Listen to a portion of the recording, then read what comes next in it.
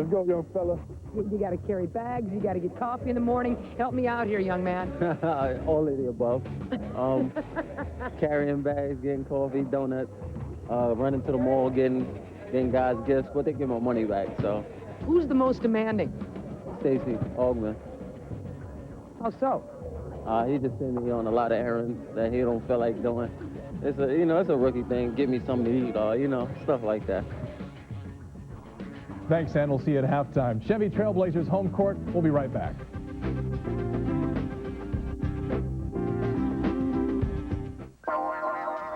For all of you basketball fans who are into statistics, so far the NBA and the Fannie Mae Foundation have hit over 1 million boards, thrown up 859,000 bricks, made 192,000 assists, and with the help of a 10-foot stepladder, reached a goal slightly higher than the basket.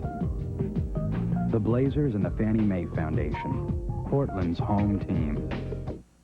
Ready for an experience that's out of this world? Come into Tony Roma's. Our reputation spans the globe, and we're famous for doing whatever it takes to satisfy your craving for the true flavor of the grill. Like the new Ultimate Roma Feast.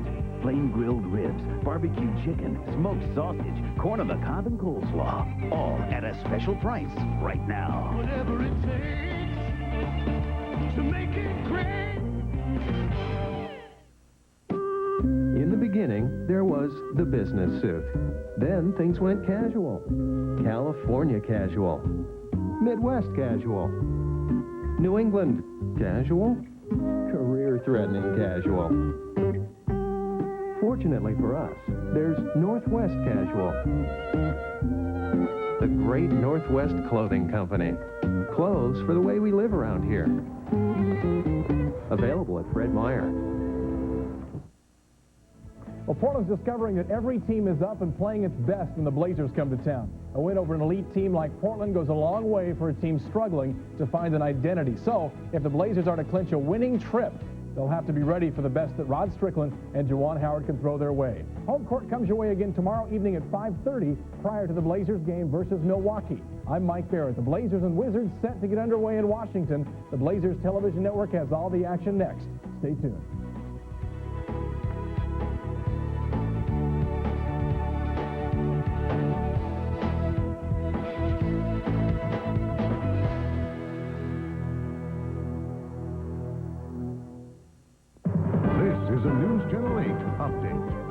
Hi, I'm Joe Donlin. I'm Maureen Porter. Here's a look at some of the stories we're working on here at News Channel 8.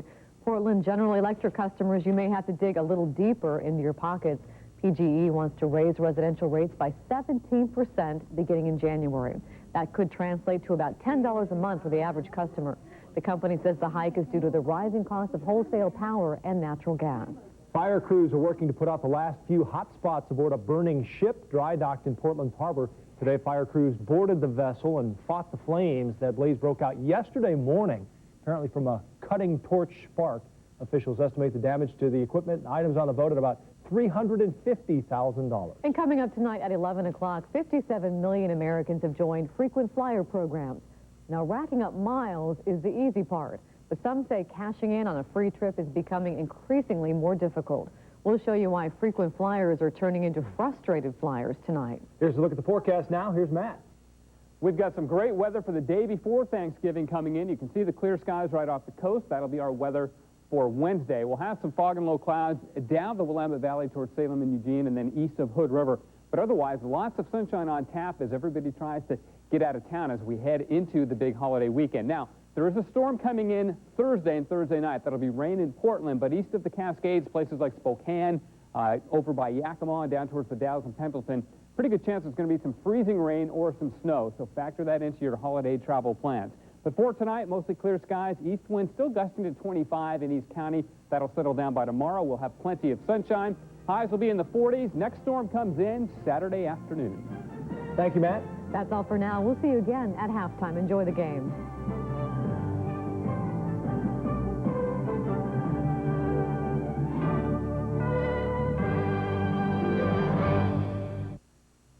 You beat it up, Throw it through the mud a couple times, add a little sweat, and just when you think it can't possibly take any more, it becomes the perfect fit. The same applies here. Chevy Silverado. With a more powerful V8 than any half-ton 4x4 pickup. And now get as low as 1.9% APR on the 2001 Silverado half-ton extended cab. 1.9 financing can give you up to $2,600 in finance savings. Get the 2001 Silverado at your local Chevy dealer now.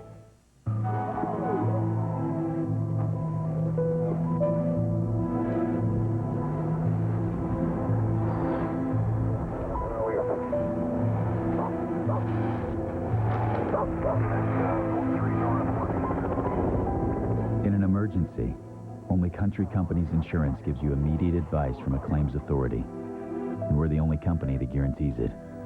Country Companies Insurance. Real people, real answers, real quick. Hey, all these bags are missing their heat wave cores. What's that? Andy, we can't deliver hot pizzas without these cores. The exclusive core in the Domino's Heat Wave bag delivers your pizza hot. Domino's, bad Andy, good pizza. Now at Domino's, when you order 2 medium, 2-topping pizzas for only $13.99, get an order of our delicious new Cinesticks for free. Call Domino's now. Folks are talking about Standard's live showrooms. You can open the doors and press the buttons. Gas stoves hooked up, ready to use. You can bring in your laundry. Warm up a baby bottle, you know. And cookies.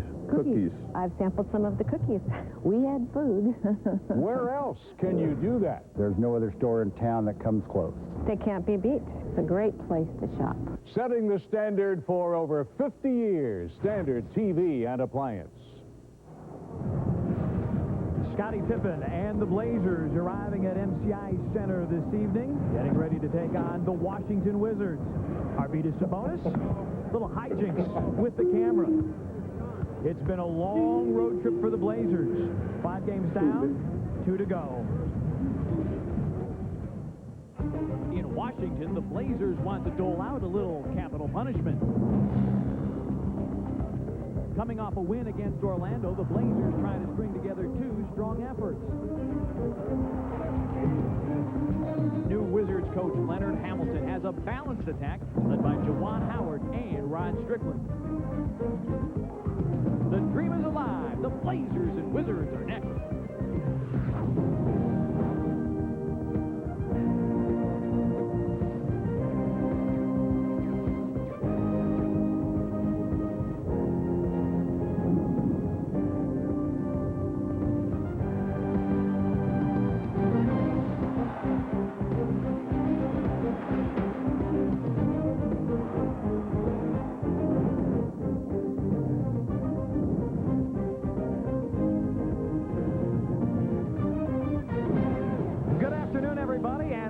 To the excitement of the NBA from MCI Center in downtown Washington, D.C. An unusually chilly November evening. The Portland Trail Blazers at the MCI Center to take on the Washington Wizards.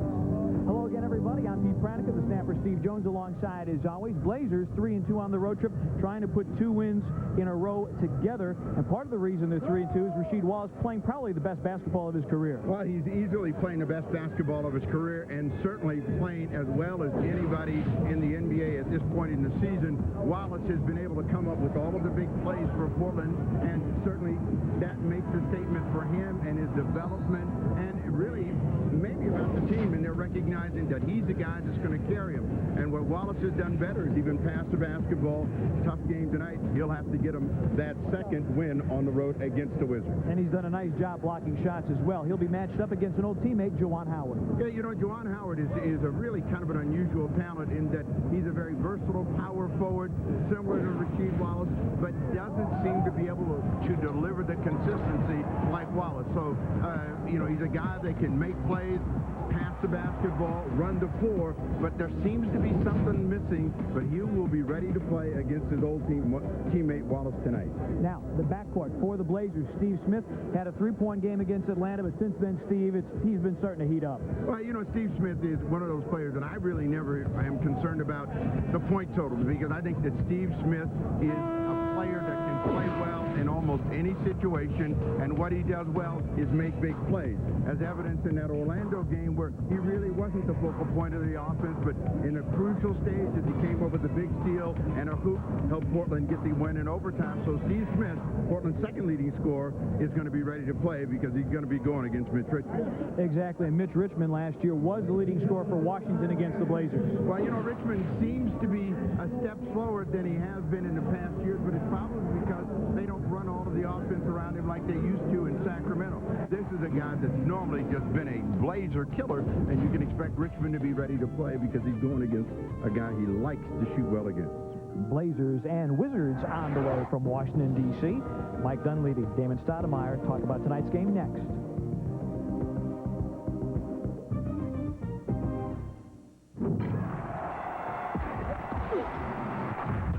They stand at the top of the mountain. Two unbeaten champions on a collision course with destiny. He's the WBA champion, and he strikes like lightning. He's the IBF champion. His knockout punches like a hurricane. Forces of destruction. Don't miss the title unification bout between Felix Trinidad and Fernando Vargas. Brought to you by Budweiser, the undisputed, undefeated king of beers. With the Alaska Airlines mileage plan, your miles never expire. Think of the possibilities. Join the Alaska Airlines mileage plan. Our worldwide mileage plan has just one limitation: the gravitational pull of the Earth. But we're working on it. Join the Alaska Airlines mileage plan. When you pull into 76, Come on, move it, guys! you've got something in common with the drivers in NASCAR. Because for over 40 years, NASCAR has chosen 76 as their official fuel. And now they're 76 with new Pro Power. It's cleaner burning for more powerful performance on and off the track, no matter what you drive. Get the spirit of NASCAR. Get the spirit of 76. Napa application engineered brakes can stop you 20 feet shorter than ordinary brakes. That's important.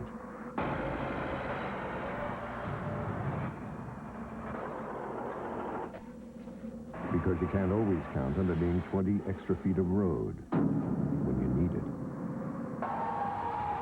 Napa, over 200,000 parts, and every one's important. Don't you wish everything was as dependable as a Chevy? Impala received a 5-star frontal impact crash test rating for both driver and front passenger. That's something that Toyota Camry, Honda Accord, and Dodge Intrepid have not accomplished. Now lease a 2001 Impala for as low as $260 a month. Residency restrictions apply. Call for important lease details. Impala, part of the family of dependable Chevy cars. Now lease Impala for as low as $260 a month. Portland Trail Blazers basketball is brought to you by Budweiser, with a crisp, clean, refreshing taste you'll find in no other beer. By Fred Meyer, what's on your list today? You'll find it at Fred Meyer. By Les Schwab Tire Centers, if we can't guarantee it, we won't sell it.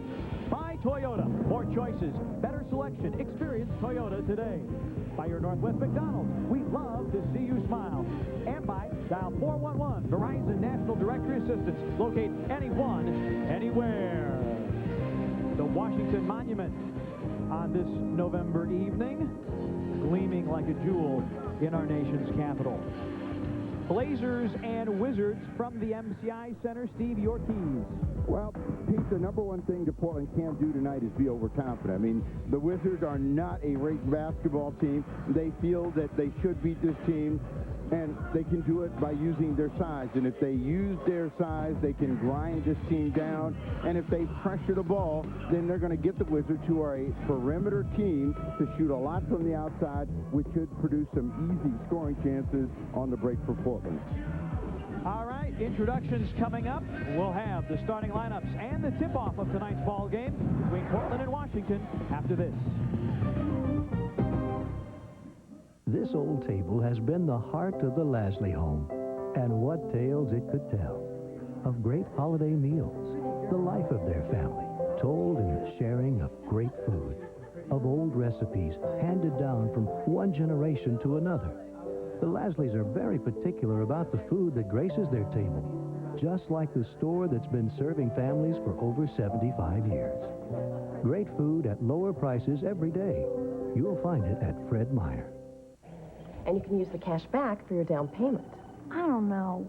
A pickup? Julie, they're giving us the down payment. How about a test drive?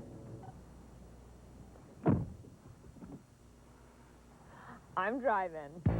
The 2000 Ford Ranger, complete with the off-road package in a 3-liter V6, plus $2,000 cash back. We'll take that one. Test drive a Ranger at your Northwest Ford store.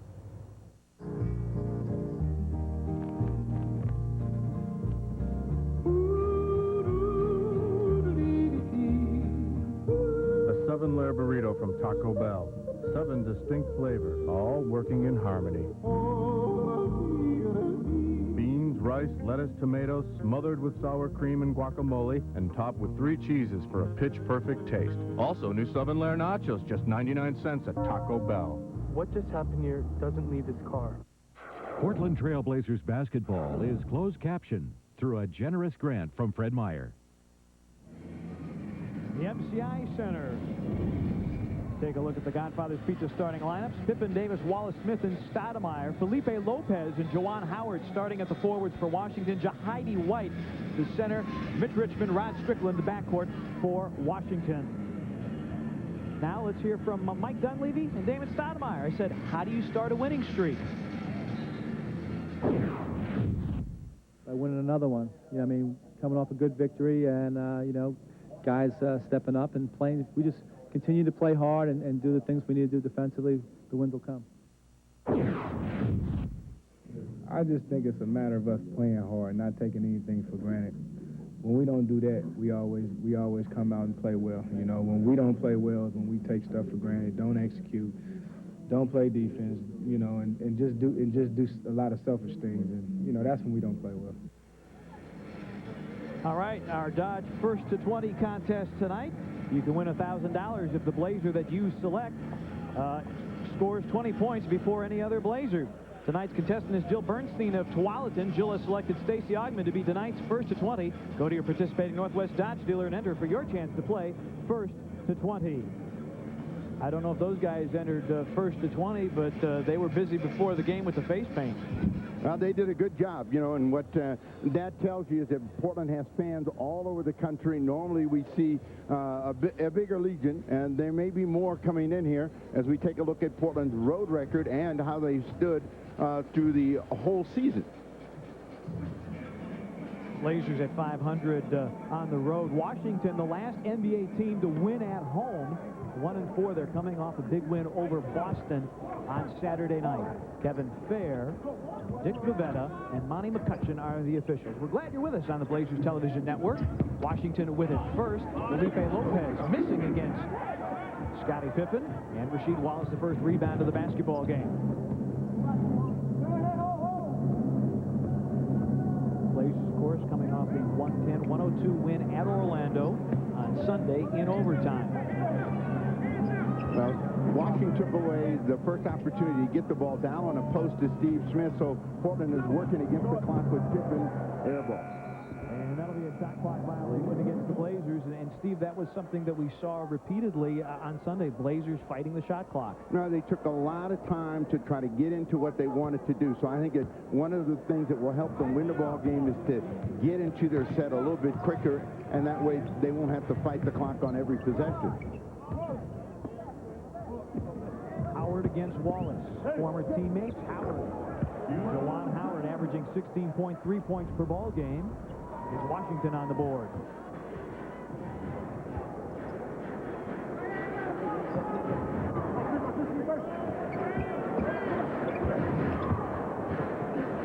Damon against Strickland. 10 to shoot.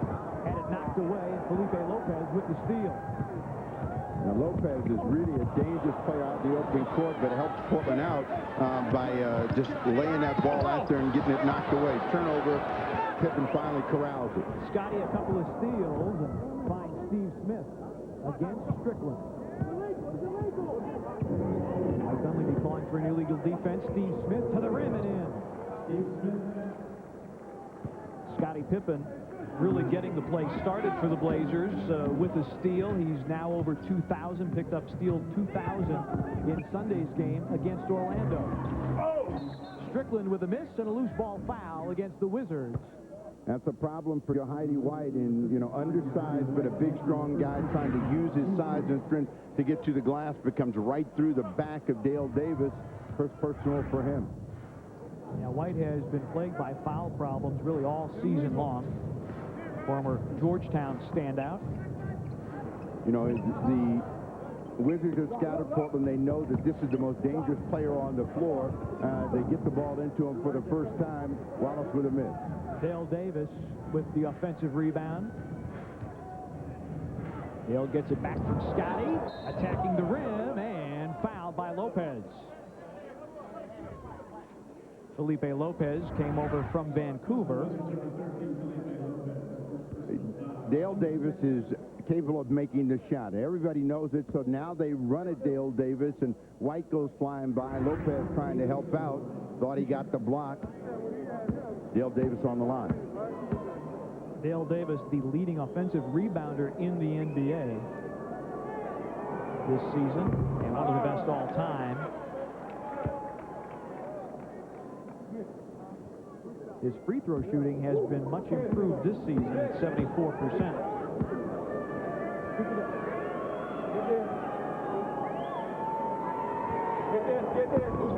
But he misses a pair and gets his own miss.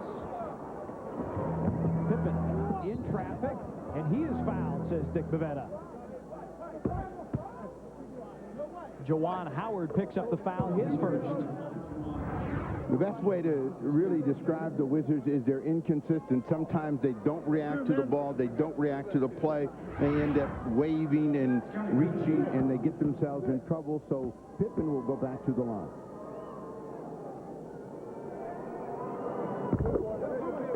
Pippen cashes the first, and Steve, when you look statistically at this Washington group, what beats them is them giving up offensive rebounds and sending you to the free throw multiple times.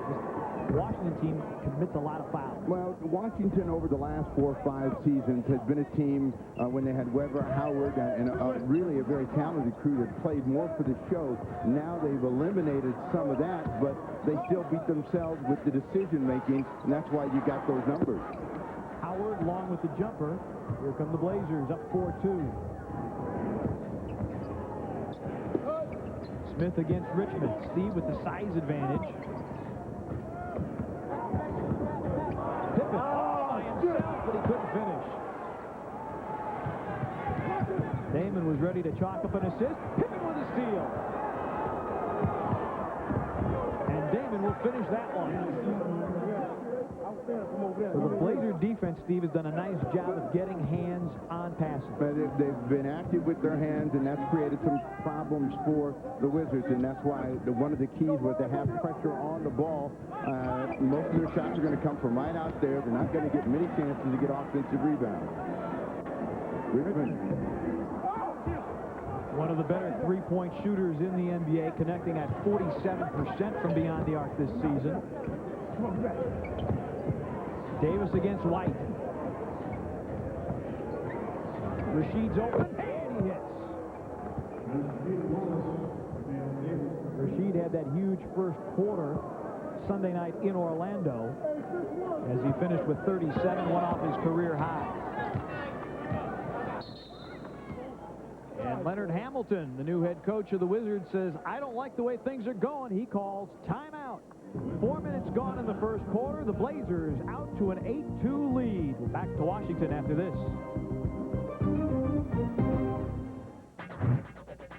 $329 a month leases Tundra, Toyota's big I-Force V8 powered truck. Now look closer at one incredible deal on a roomy, full-size 2001 Tundra. Now just $329 a month for 48 months with just $2,804 due at signing. Leases Tundra, the fastest growing half-ton full-size pickup in the Northwest. Look closer at your Toyota dealer today. Only $329 a month for Tundra? Better hurry. Looking for a different deal every day? Then there's nothing like your Northwest McDonald's. Introducing our 99-cent different days, different deals. Like Mondays, when you can get our famous Big Mac for an incredible 99 cents. Or 99-cent 6-piece Chicken McNuggets Tuesdays. Or Big and Tasty Wednesdays for a 99-cent Big and Tasty sandwich. Or Thursdays, when our double cheeseburger is just 99 cents. McDonald's, different days, different deals. A 99-cent deal any day of the week. At McDonald's, we love to see you smile.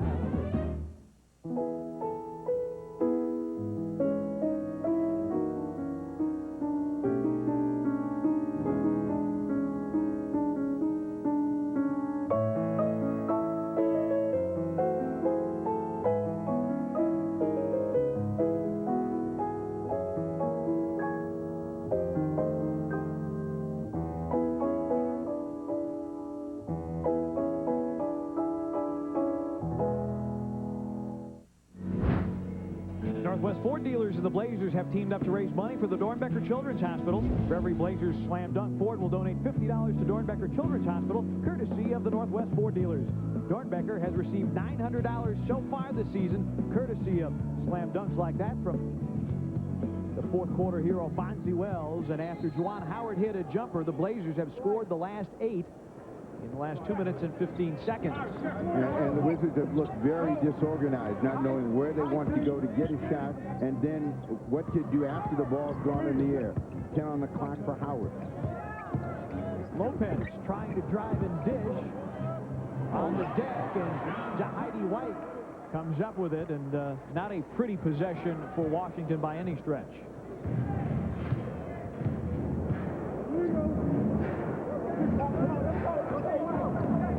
You know, you hear players and coaches talk about this all the time, and it's playing hard, and that means that everybody is ready to play and they're focused, and they don't make mistakes like Lopez just made, where you leave the player and the pass is totally under control, and Pippen ends up with an easy 2. Rasheed averaging 3 assists per ball game, and the Blazers 3-0 assists here early, coming up on 5 minutes gone by first quarter. White with the jump hook. And Pippen the rebound. One and done for the Wizards.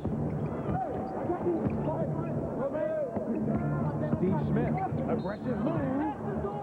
And drawing the foul on the way to the rim. Dick Bavetta says it's Felipe Lopez on the pass-off. Lopez does a lot of things well on that defensive series, and he's looking and saying, well, where did I get the foul? And they may have said, well, you put that chest on him, but he was moving his feet the entire way. That's going to get a slashing Richard Hamilton into the ball game. Didn't he look bigger when he was playing for Connecticut? He did. I think he's gotten smaller. Yeah. He was supposed to be 6'7". He's like about 6'3" now. He may be getting smaller because it's cold outside. Arvydas Sabonis in the ball game for the first time tonight. That's 14 fouls against the Wizards. Steve Rasheed. Emphatically from Rasheed, and Steve the assist.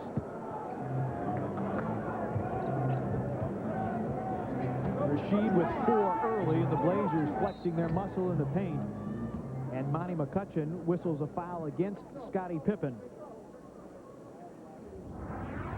You know, watch the pick and roll and watch how easily Wallace gets open, and that's a concern. You know, forget about the power on the throwdown. The fact that he's wide open, this is going to happen all night long if they don't start pressuring the ball and reacting. Third on the NBA dunk chart. Howard in deep.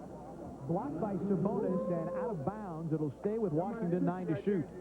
The Blazers, the top shot blocking outfit in the NBA. At 7.3 per ball game. Richard Hamilton, they call him Rip, will let it rip. And an ugly miss, and Howard dunks it through. Pretty good effort by Howard that time to get the ball and then to fight his way through for that dunk.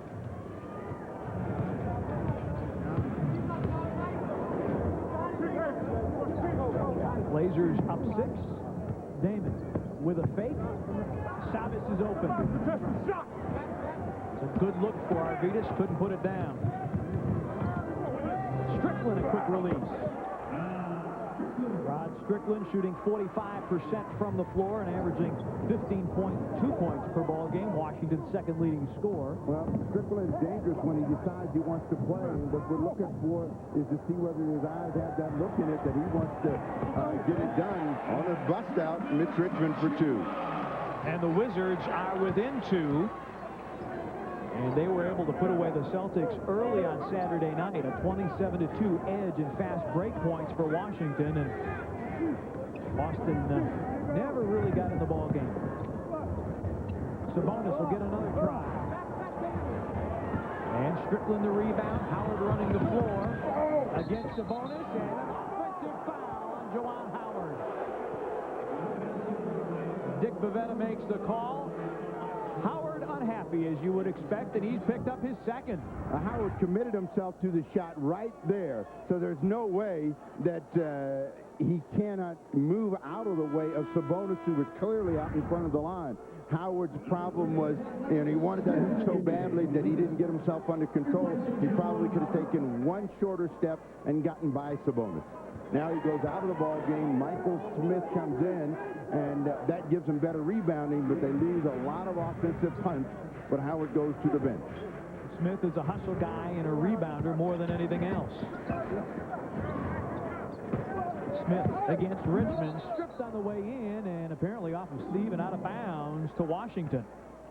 Now, the next time down, we'll talk about defense. Your favorite thing, Pete, and you'll see why Washington has a tough time with Portland because of their defensive posture, no pressure on the ball. Their hands are down. And notice how Portland is out further in challenging the ball, making it more difficult for the Wizards to get into what they want. Hamilton, tough shot. And Rasheed Wallace, I thought he had the rebound, but Smith was there to knock it away, and Strickland knocks another one in from the perimeter, and we're all even at 12 after the Blazers led at 8-2. Now, you see those three guys, see how their hands are all down, and they're just letting the ball move, and they're watching. And if they came up and put some pressure on Damon Stoudamire, he wouldn't be able to just stand there, pound that ball, do whatever he wants. Now they're going to react to Pippen in the post.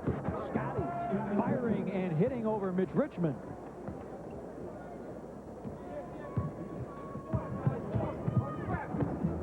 Pippen with 6 early, so Scotty a little more aggressive offensively than he has been as of late. White against Sabonis. Arvidas pulling off the rebound. Pippen. Rasheed Wallace with a little something extra on that one. Now, Wallace is, a guy that is extremely quick for his size. He just beat everybody down the floor. An easy hoop for him, again, right at the rim. Richard Hamilton. Second-year man out of UConn. That's his first score against the Blazers. He played just 12 minutes in the 2 games last year and missed all 4 of his shots. Wallace pulling up. I guess they don't know you can't let him have an open shot. 8 1/4 for Wallace. So as soon as Washington pulls even, Blazers again showing good patience. Hamilton will let it fly from 3. And a loose ball foul called against Rasheed Wallace. 2:42 to go, first quarter. Blazers lead the Wizards by 4.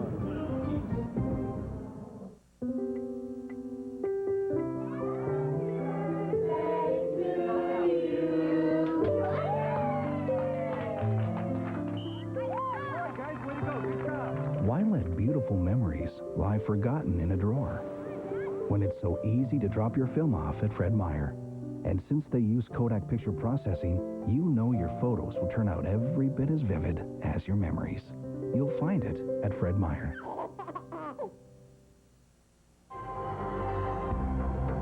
It changed the rules. And with each innovation... This is a national sales alert from Dodge. Effective immediately, you can get low 0.9 financing for 60 months on 2000 Dodge Dakota and Dodge Durango. You can now save over $4,000 on Dakota and save more than $5,600 on Durango. You can still get 0.9 shorter-term financing on 2001 Dodge Ram or up to $2,000 cash allowance. Magnum Power. See the friendly Dodge dealer near you.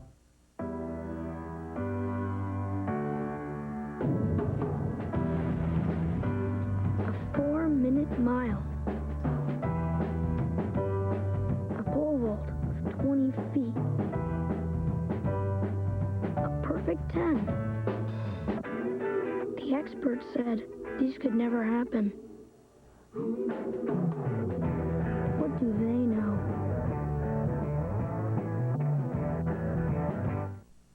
Pillsbury Family Fun Night at the Rose Garden comes up this Saturday, the 25th, when the Blazers host the New Jersey Nets.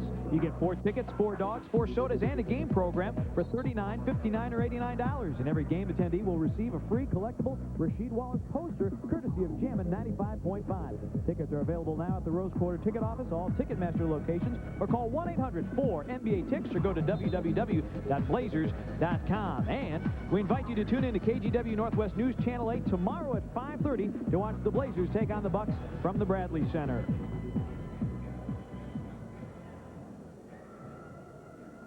Well, Rasheed can do it in the paint. He can do it from the perimeter as well. And as we talked about at the top of the broadcast, probably playing the best all-around basketball of his career.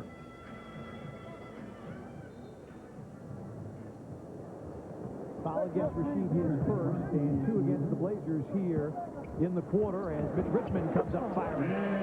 You know, when Richmond was really a consistent offensive threat, a guy that was going to get around 25 a game, he was a guy that came off a lot of screens, and the ball was right there when he came clean.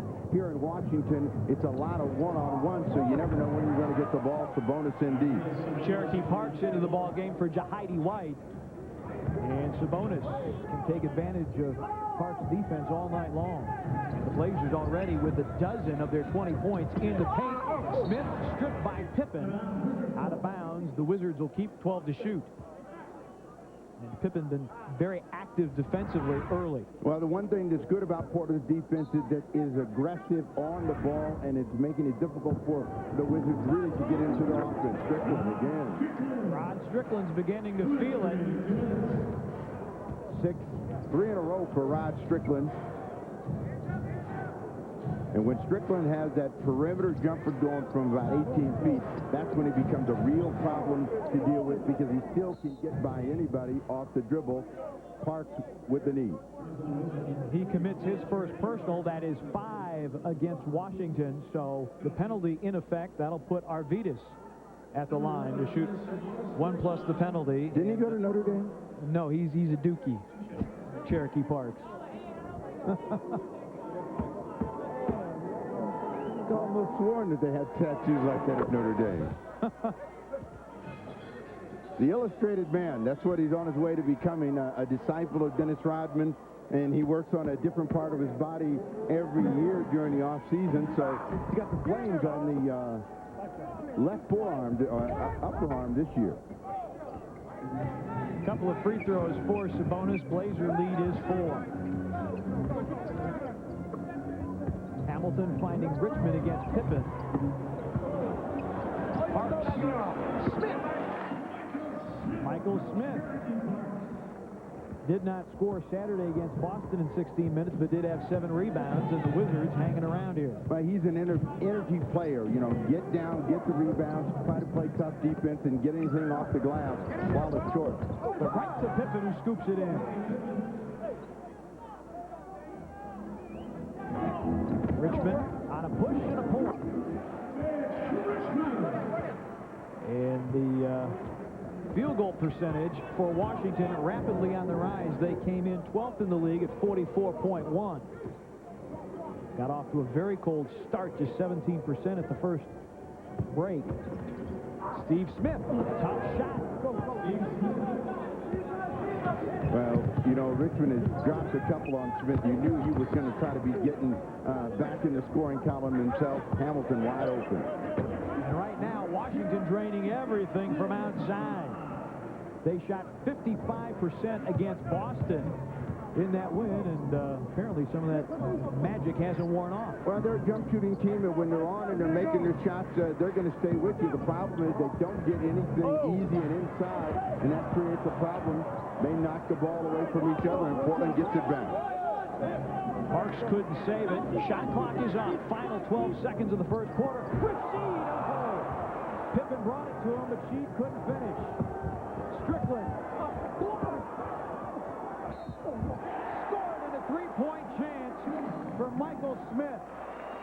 And the Wizards, with 2.5 to go in the first, can grab the lead.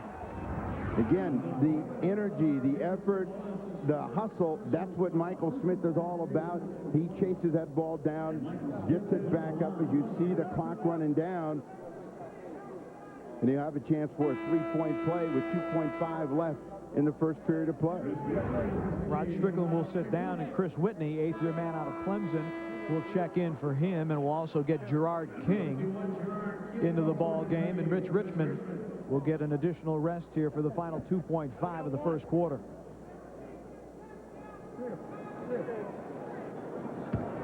Well, it's like Damon Stoudamire said after the after the Orlando game. We get everybody's best shot. Ball's loose as the horn goes off, and we've played 12 minutes from our nation's capital. The Wizards' hot outside shooting has them even with the Blazers, 26 aside.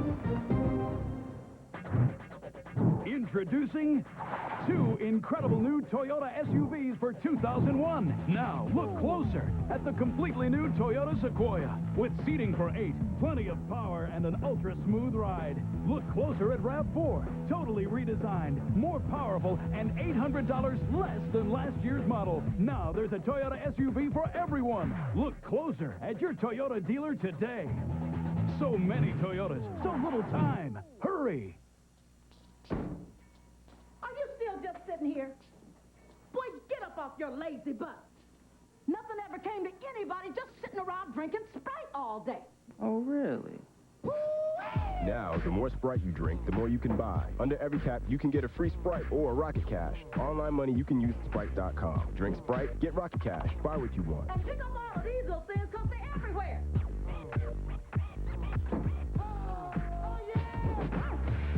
Wanna find the number out of town, Verizon has the number down. Whether Tampa Bay or Retail or all across the USA, yeah. Don't need no area codes to search from coast to coast. National Directory Assistance from Verizon. Find anyone, anywhere.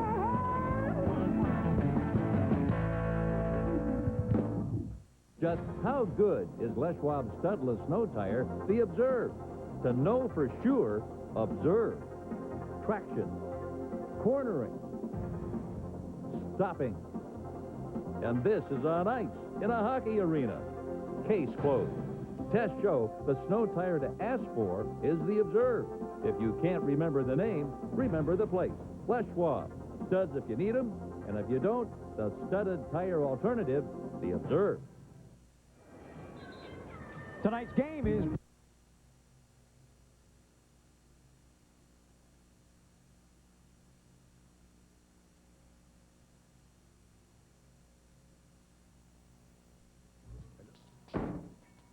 Are you still just sitting here? Boy, get up off your lazy butt. Nothing ever came to anybody just sitting around drinking Sprite all day. Oh, really? Now, the more Sprite you drink, the more you can buy. Under every cap, you can get a free Sprite or Rocket Cash. Online money you can use at Sprite.com. Drink Sprite, get Rocket Cash. Buy what you want. And pick up all of these little things because they're everywhere.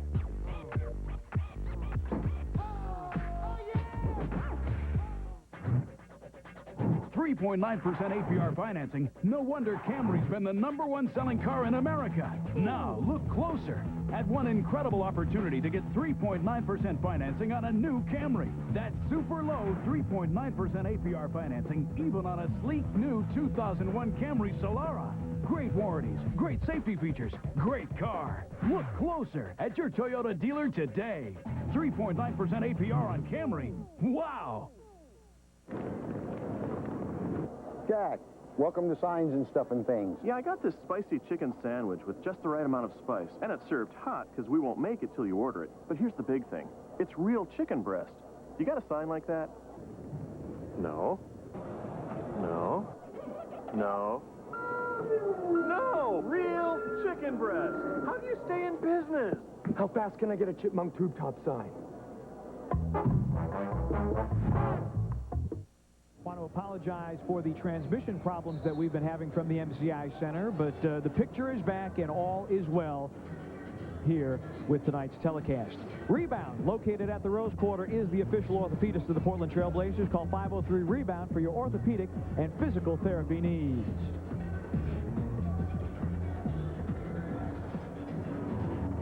Well, the Blazers right now lead it 36-32. Greg Anthony hitting a couple of triples, keeping the Blazers in front, but Washington continuing to fire away from the outside and finding an element of success here as Chris Whitney is in the ball game, along with Juwan Howard, Gerard King, Richard Hamilton, and Jahidi White, and Whitney battling the clock. And Sean Kemp unable to get the rebound, but Kemp does pick up his second personal foul against Whitney. And the Blazers now have gone from no team fouls to 4 team fouls in short order. And, you know, it's a lot of reaching and grabbing at this stage, and a little bit slow reacting by the Trailblazers has got them in trouble. And, you know, the Wizards now getting a little bit freer ball movement. Howard against Wallace. Couple of fakes and a block, and Kevin Fair with a foul call against Rashid, and that'll be the 5th team foul against the Blazers. So for 8 minutes and 10 seconds, the remainder of the second quarter, Washington shooting free throws. It's a good block by Wallace from the rear. He gets off his feet, comes back, makes a good reaction, but in getting the ball, he brought his arm down and got it against the forearm of Juwan Howard, so Howard goes to the line. Juwan Howard, a 67% free throw shooter. Rashid his second.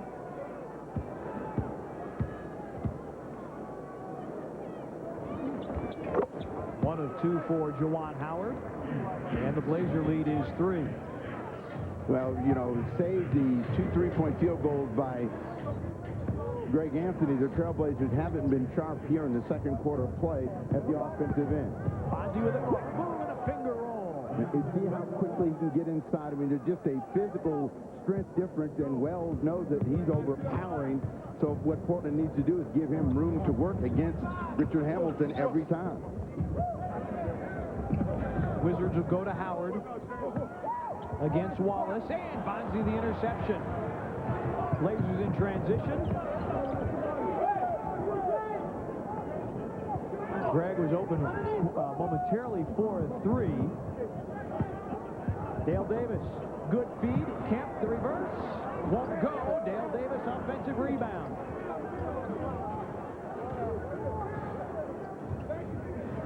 Bonzi directing traffic, wants to go against Hamilton, and a blocking foul against Hamilton, and that will be his second foul. And Bonzi Wells making good things happen, Steve, with his aggression. You know, he knows that this guy can't handle him physically, and so he's trying to use his quickness, get the ball on the floor, get to the rim.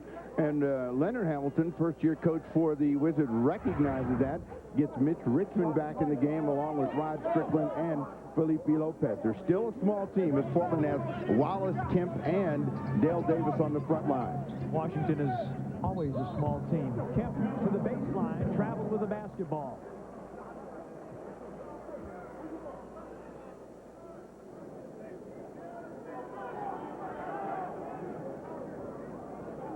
Turnover story is even at 5. The turnover story sourly in the Blazers' favor Sunday night when they converted 21 Orlando turnovers into 22 points. Strickland. Finally a miss from him. Dale Davis with a good outlet. Bonzi with a burst of speed. That was last touched, I believe, by Washington. And Lopez decided to reach out and try to handle it and never got his hands on it other than to let it go off his hand, and Portland will get it back. Blazers up 5, 6:48 to go, second quarter. Anthony and Strickland. Well, what's happening is Portland's getting mismatches with Dale Davis against the small guy. Finally gets him the ball, but he can't finish that one inside. And the Blazers come away with it because Mitch Richmond had ended up on Dale Davis defensively, and Dale did everything but put the ball in the basket. In the play before, see, look at the lineup. Richmond is guarding Dale Davis to start with, and now they're going to come back down on the low box in his direction. Kemp, quick shot from the outside.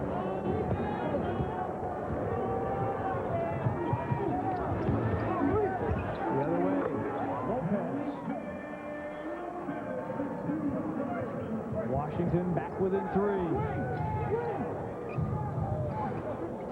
Davis against Lopez. Everywhere you look, the Blazers taller than the person guarding them. 10 to shoot. Dale Davis against Lopez. To a cutting Rasheed. And Rasheed cocked the hammer and threw it down.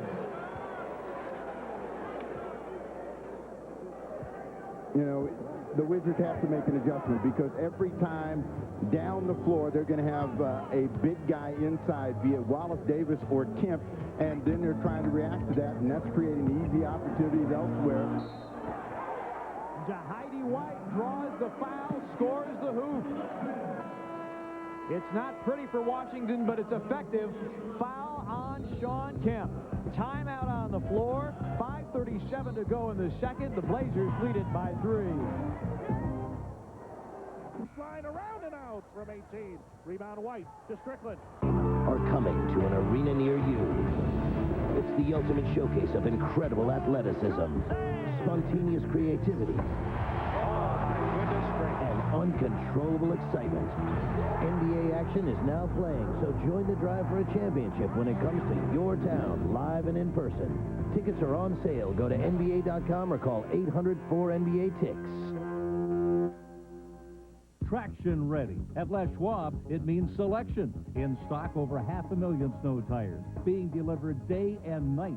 Each employee dedicated to make sure you get the snow tires that are right for you. Studs or studless.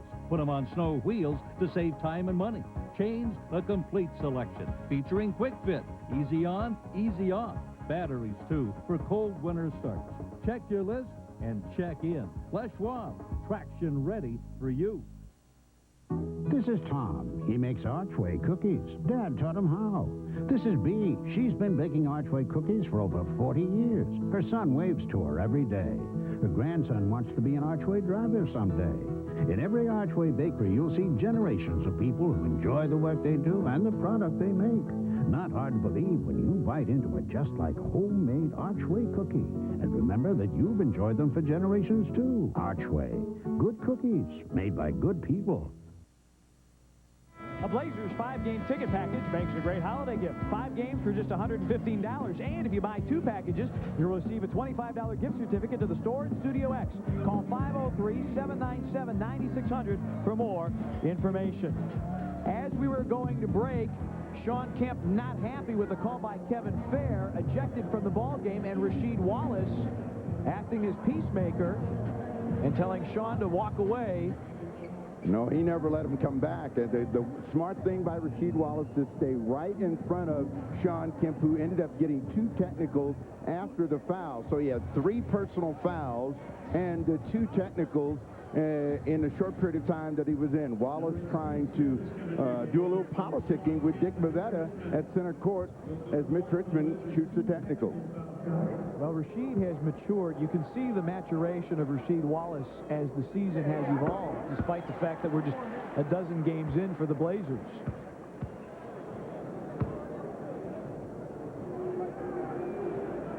So Richmond converts both technical free throws. The Wizards within 1.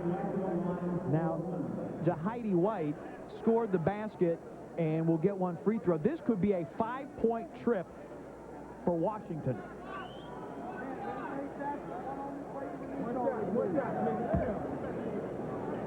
Steve Smith is in the ball game along with Bonzi Wells, Greg Anthony, Rasheed Wallace, and Dale Davis. So a 5-point trip down the floor for Washington, and all of a sudden we're back to even at 40. And again, when you talk about winning on the road, Portland has had the lead. They've been able to do what they want, but they've allowed Washington to stay close. This is what makes it difficult. Portland needs to try to put the hammer down and discourage Washington. Now Washington's starting to believe they can, win the game. Greg with a 3, and he hits again. Shot clock winding down. Greg Anthony, his 3rd triple.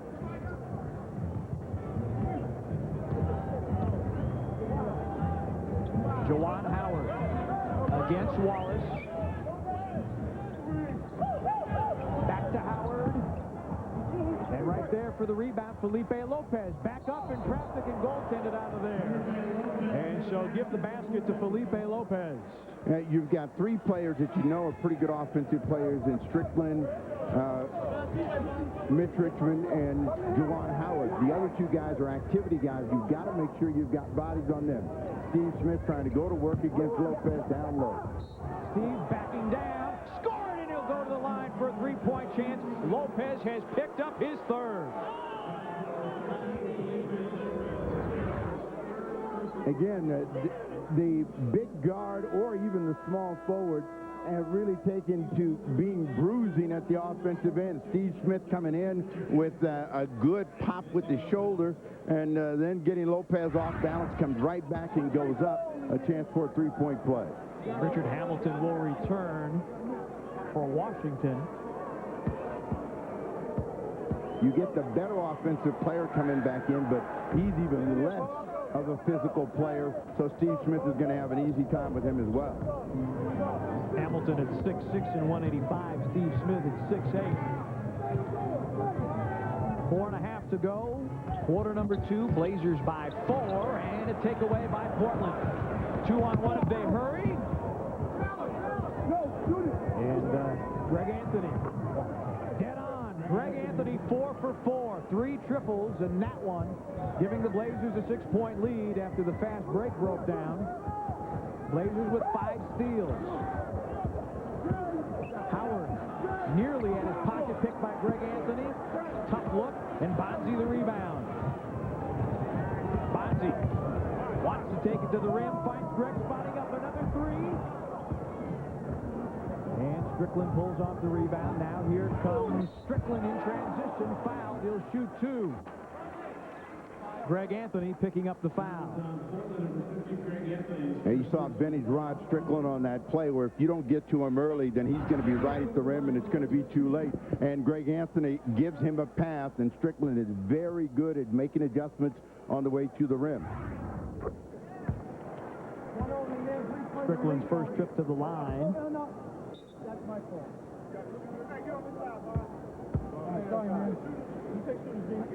Rod, of course, was a Blazer. Came here to Washington in the deal that sent Rasheed Wallace to the Portland Trail Blazers. Sheed played his rookie year here in Washington. And since then, it's been all in Portland for Rasheed Wallace. Well, and the fans say, yeah, another bad deal. The Wizards made. Jesus, what kind of a trade was that? As Wallace development and, you know, his curve is on the way up, as Rod Strickland was right about the height of his career when Portland let him go, and it's all going to be either flat or on the way down from that point on. Bonzi Wells called for an offensive foul against Richard Hamilton. Not quite sure what Monty McCutcheon saw, but apparently he saw something. Wells and going down with a hook and a hold on the body. Richmond from 3. Well, Richmond saw that one good all the way. He was backing up right from the release. He's got 5 1/4.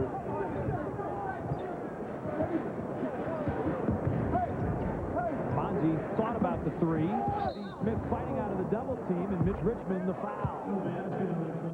And that'll be 5 team fouls against Washington, so that'll put the Blazers at the free throw line.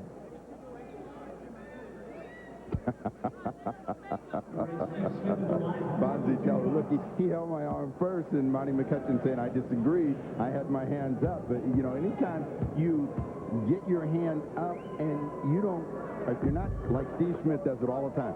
When a guy puts his hand on him, he clamps it against his body. So now, when there comes time for separation, he looks like he's being thrown away.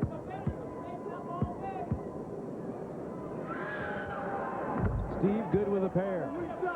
So what it tells you is Bonzi's still got a few tricks of the trade to still learn. Well, he's got a good teacher in Steve Smith.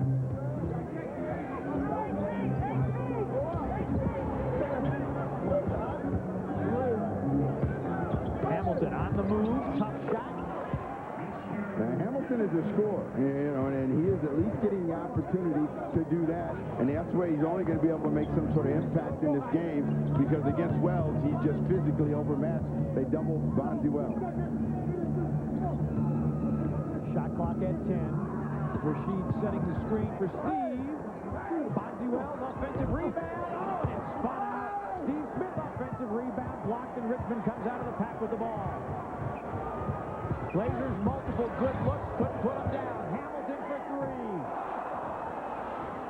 Greg Anthony pulls off the rebound. Steve Smith ahead of the field, and he scores. Steve Smith never got back. Greg Anthony looked up, and there was Smith right under the hoop. A pirouetting effort. 7 1/4 for Smith. Strickland will pull up. And Rod Strickland's got it cooking on all cylinders tonight. Wizards within one.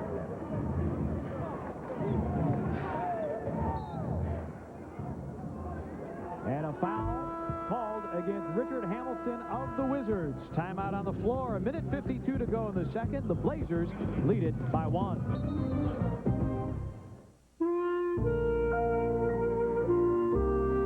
Soft, smooth leather.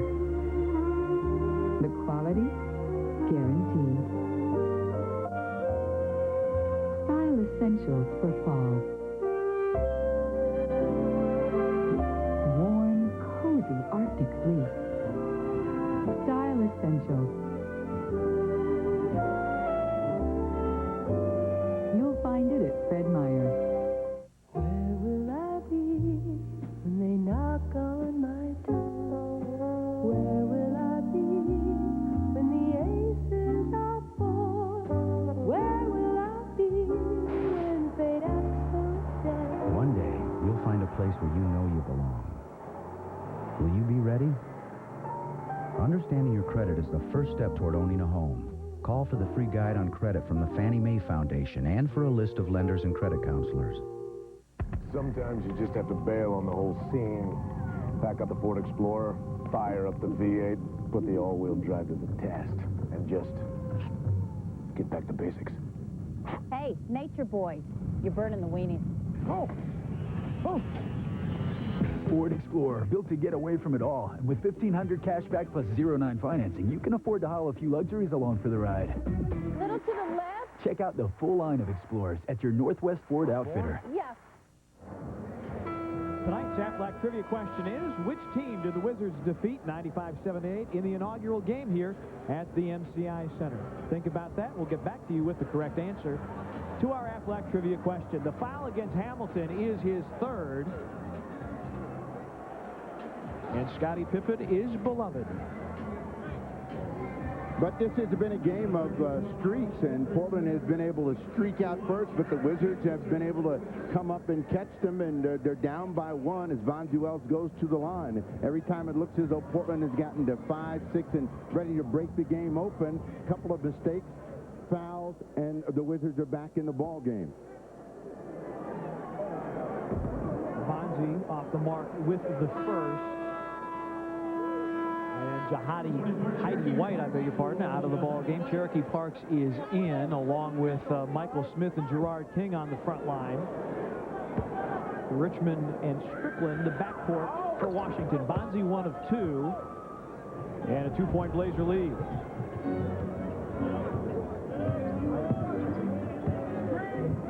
Now they bring King in, and King is a much bigger player than Richard Hamilton, much stronger.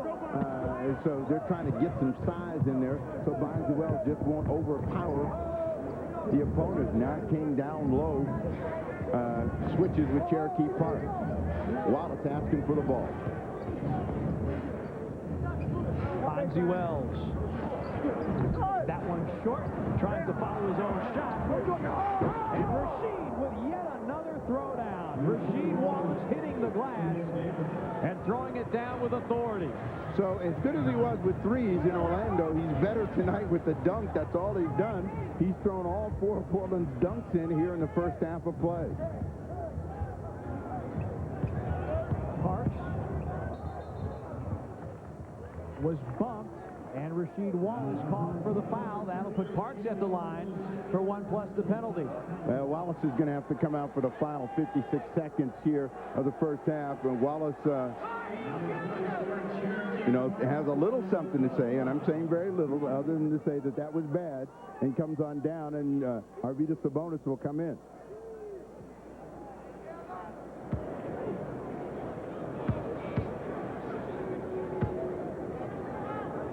Parks Sharks, a 6-point effort against the Celtics.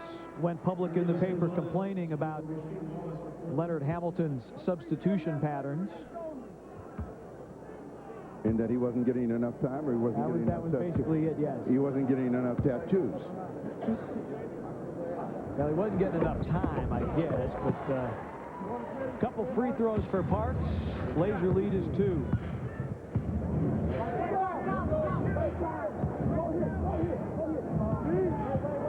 Blazers clear out for Steve Smith. Reversing, scoring, and he'll go to the line for a 3-point chance.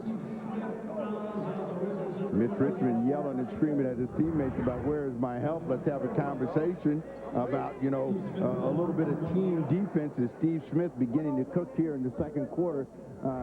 Another chance for a 3-point play. Steve with 13 on the night. King the foul. 10 1/4 for Steve Smith.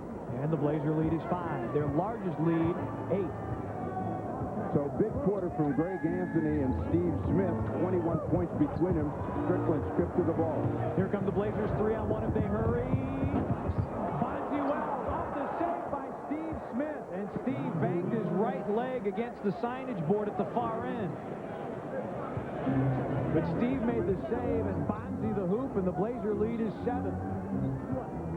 Strickland holding for 1, but just that quickly again from a 1-point advantage, Portland scores 6 straight. About 4 difference between the two clocks. Strickland will call his own number. No, he won't. But he will draw a Portland foul and go to the line. Little pump fake by Rod Strickland. Greg Anthony picks up his second personal foul.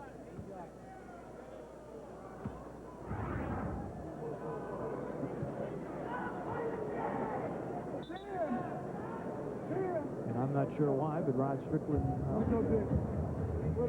Fonzie Wells was not positioned correctly, and Dick Novettis is back off. I don't know how Strickland saw that, but third among active players in assists, and good with the first free throw. Blazers call a 20-second timeout here with 8.6 to go in the first half. And a 6-point lead. Mike Dunleavy wants to prepare one final possession because, as we've seen, Steve, really in all the games on this road trip, with the exception maybe of New Jersey, you've needed to value every possession.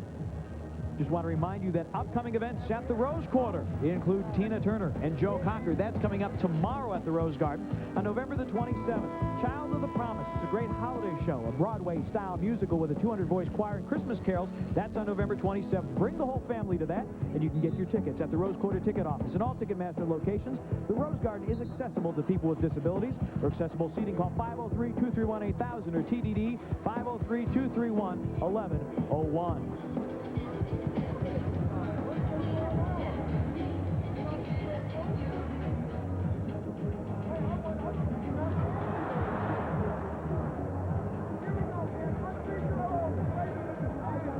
Talk about a town in a little bit of a tizzy right now over the lack of a final presidential election result. Everywhere you go in D.C., everybody's talking about it. It's on all the radio stations. All right. Blazers up 5. 3 seconds to go. Greg feeding Dale Davis. He dunks with .5. Blazers execute beautifully and get the dunk with .5. And they'll take a 7-point lead to the locker room. The Blazers close out the second quarter in fine fashion, 62-55. That's your halftime score. Halftime coming next. Want to start a family? Right now? I just got supplemental insurance. What's that? Aflac. Well, if we get sick, our health insurance won't cover things like lost pay or other expenses. This does. What's it called? I don't know. Aflac. Without it, no insurance is complete.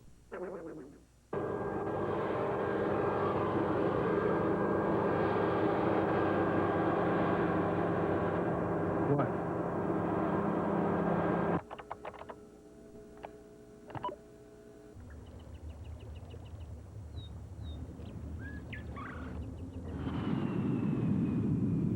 Log on now for Southwest Airlines $99 or less Internet specials, only at southwest.com.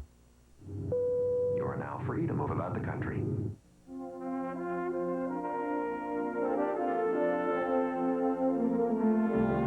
The ability to have hands-on brewmasters working with the finest ingredients. In the barley fields and in the hop fields, everyone has a genuine passion and commitment to upholding the highest standards. Quality, freshness, attention to detail. Blend those things and you have what Budweiser is all about. I can tell by looking whether a vehicle's been driven hard or not. This guy's one of my regular customers.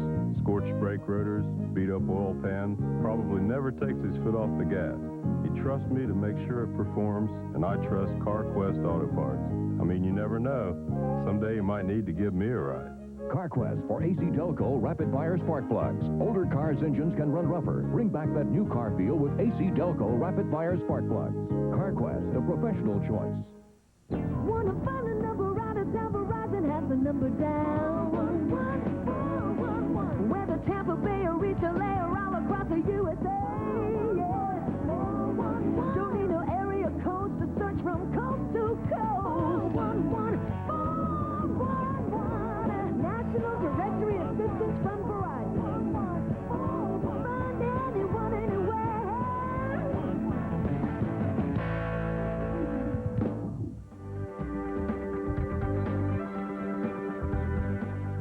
Hi, welcome to the Blazer halftime show. Blazers leading Washington at the break, 62-55. Another exciting game from this long road trip. But there's a lot of other games going on right now in the professional basketball ranks. So let's get you caught up on all the happenings in the NBA. First stop, Indianapolis. Travis Best and the Pacers hosting the Rockets. Best had a huge first quarter. He was doing it inside. He was doing it outside. Travis really doing great in the absence of Jalen Rose. Houston hanging tough, though. Stevie Francis is going to be leading the break as he does so well. Dumps it to Shannon Anderson. Yes, sir, but it's Reggie and the Pacers holding court at the half. And let's look at the scoreboard. It's 44-37 at the break. Indiana with that halftime lead. Now, meanwhile, the Cleveland Cavs hosting Detroit in front of about, I don't know, count them, 50 fans. Just kidding. Terry Stackhouse. He was going to be in double figures in the first quarter alone, and watch the finish on this shot. That is circus material, but we are early in this one. Anybody's ball game. So to the scoreboard we go. Cleveland, Detroit, this is what it looks like in the second quarter. Cleveland leading that one by 4. Mavs and Seattle are just underway. Later on, the Magic host the New York Knickerbockers, and the Bulls travel to Golden State. Well, what do you know? There was actually a Michael Jordan sighting tonight at the MCI Center. Now, he spends most of his time in Chicago. Jordan, of course, is Washington's president of basketball operations, and so far, his tenure has been less than stellar. I haven't done anything on this level that can constitute success, you know, which, to me, I'm not afraid of that. You know, I think I obtained the knowledge of the game, of evaluating players, of actually putting together a situation that could possibly be successful. I think I have that talent to do that. And time will tell if Michael can turn that franchise around or if he'll bail. Okay, it's that time for another Dodge memorable moment. Memorable moments are brought to you by your Northwest Dodge dealers. November 15, 1991, Portland fell behind the Minnesota Timberwolves by 21 points in the third quarter before an unknown rookie rallied the Blazers. The rookie, he's got it! Robert Pack burst on the scene with 13 fourth-quarter points as Portland rallied to a 107-102 victory. Individually, they are standouts in their respect. This is a national sales alert from Dodge.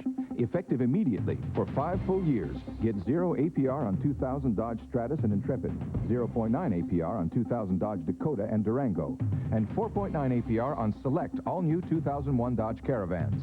See your Dodge dealer immediately, as 60-month financing can save you over $5,600. See the friendly Dodge dealer near you.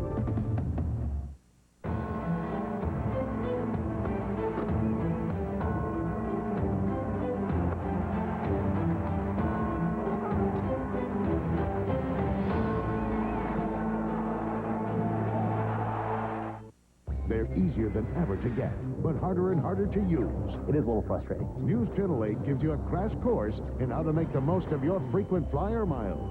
A consumer alert tonight at 11 on News Channel 8, where the news comes first. Many elderly or disabled people, getting from their homes to the grocery store is impossible. They live in fear of losing their independence. The key to maintaining that independence is Store to Door, a nonprofit group that shops for and delivers groceries. We urgently need weekday volunteers. Please call Store to Door at 503-413-8223 and help elderly and disabled people live their lives with dignity. Looking for a different deal every day? Then there's nothing like your Northwest McDonald's. Introducing our 99-cent different days, different deals. Like Mondays, when you can get our famous Big Mac for an incredible 99 cents. Or 99-cent 6-piece Chicken McNuggets Tuesdays. Or Big and Tasty Wednesdays for a 99-cent Big and Tasty sandwich. Or Thursdays, when our double cheeseburger is just 99 cents. McDonald's, different days, different deals. A 99-cent deal any day of the week. At McDonald's, we love to see you smile. This copyrighted telecast of the National Basketball Association may not be retransmitted, reproduced, rebroadcast, or otherwise distributed or used in any form without the express written consent of the NBA. Tonight's game is brought to you by Alaska Airlines. Alaska Airlines, for the same price, you just get more. Buy Sprite. Drink Sprite and get Rocket Cash. Buy what you want at Sprite.com.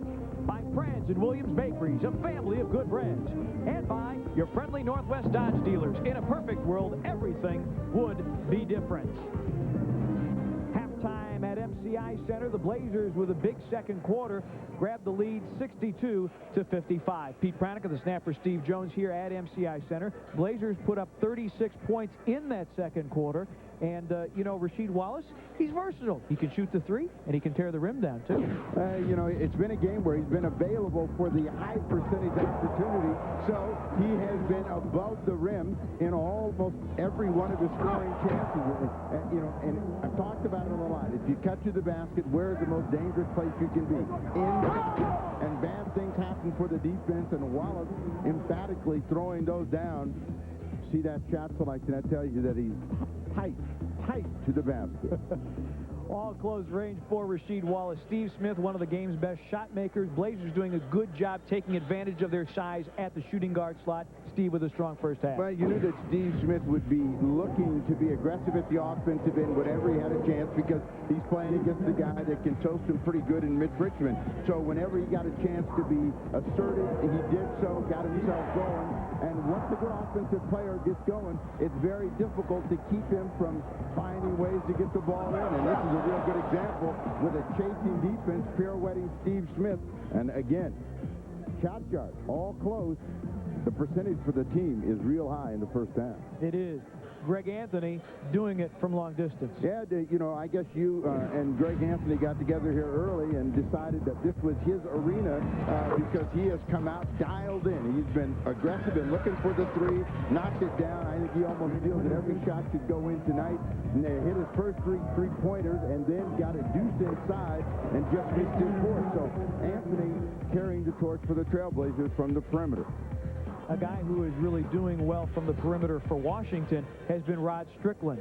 His confidence is burgeoning, 4 of 6 in the first half. You know, Strickland has gotten much better at making that shot and even taking that shot. Before, it was just penetrate, and he developed the ability to make that shot while he was in Portland. So if you give him a little room and a little daylight, he's going to look to knock it down, and he did that. The good thing is Portland has kept him from penetrating most of this first half of play. Right now, the Blazers lead it 62-55.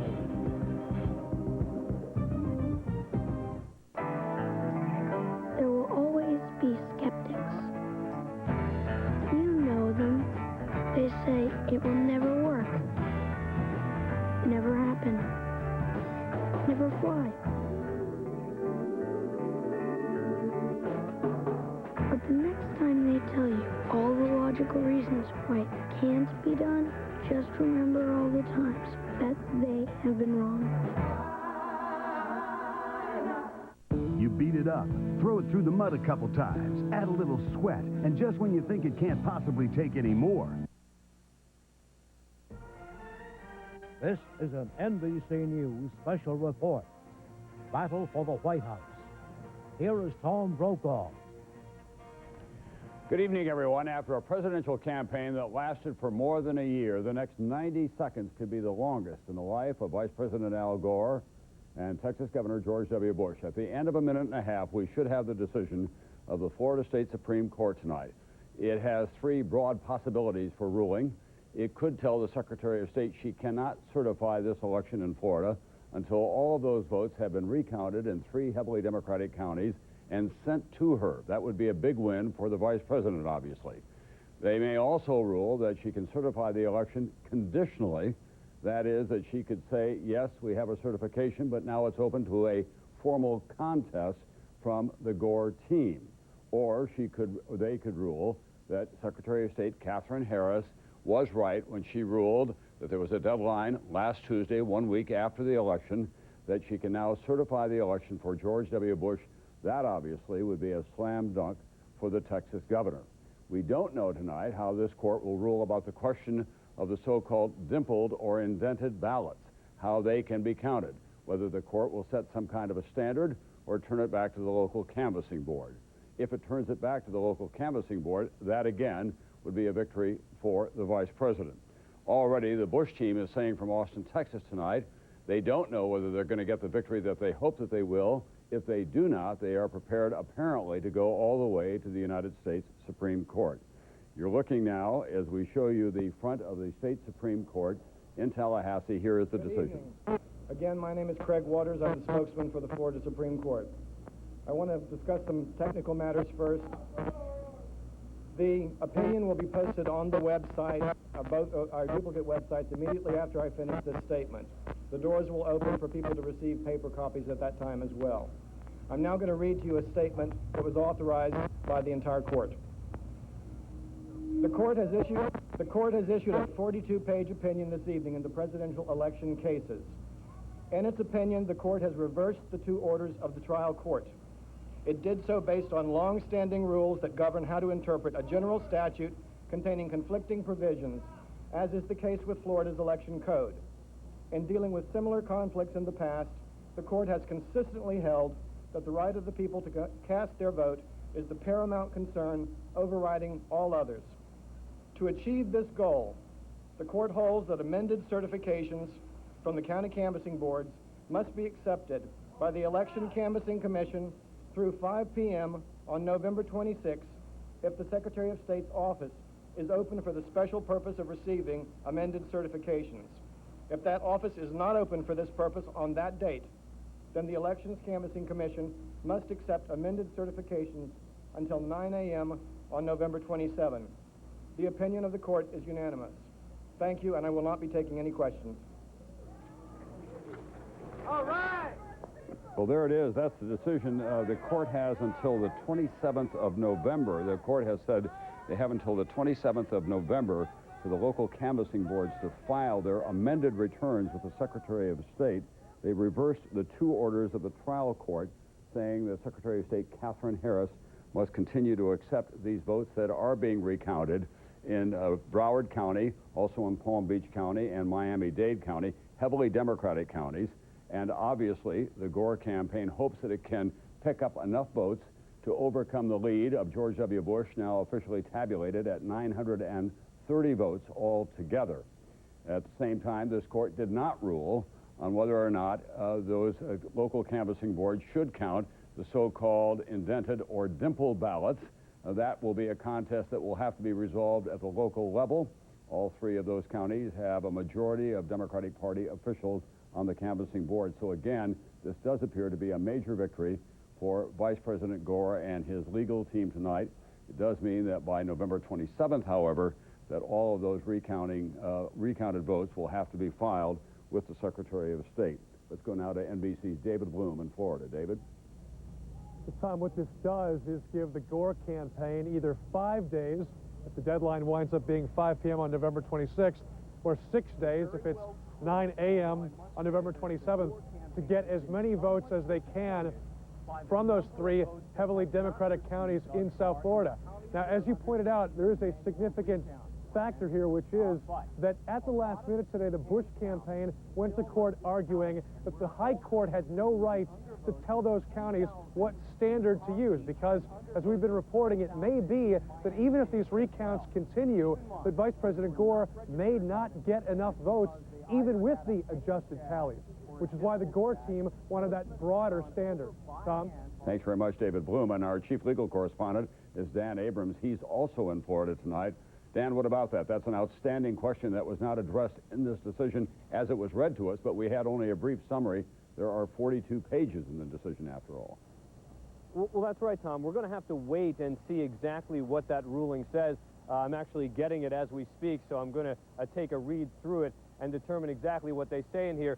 But as you point out, undoubtedly a victory for the Gore team, because any movement on that date of certification was something of a victory for the Gore team. They wanted to move that back as much as they possibly could to try to be able to get more votes to be counted. The legal question here was, does the court have the power to set a new deadline? The Bush team had argued no. They had said that's for the legislature to decide, to set dates and cutoffs. And this court doesn't have the power to set a new one. This court obviously disagreeing and unanimously ruling that they in fact do have the power to set a deadline. They've done that, and now we're going to have to see exactly how far they went in this opinion. Thank you very much, NBC's Dan Abrams. To Washington now, our Washington bureau chief and moderator of Meet the Press. Tim, not only was it a legal victory for the Gore team, but there is language in the decision, or at least the summary tonight, that will be very helpful to that team as well. When the clerk of the courts read, the court has decided that the right of the people to cast votes is paramount here. Vice President Al Gore will have that on his website within a matter of moments, I would think. Absolutely, Tom, and that was the argument of the Gore campaign, the will of the people. We still obviously have to wait to find out if this vote is provided by the counties, whether the Secretary of State is obligated to accept it. That could set off another legal challenge. And Tom, if you have a moment just for a few numbers, because this becomes critical now. If Bush is ahead by 930 votes, and he picks up, say, an additional 70, for argument's sake, from some of the overseas absentee military votes for 1,000 lead, we already know that Al Gore has picked up 16 in Palm Beach, 124 in Broward, and he is on a course to pick up about 600 in Dade County, which would give him about 750 votes, or a margin for Bush for 250 with the hand recount, if you don't count those so-called dimple ballots you've been talking about.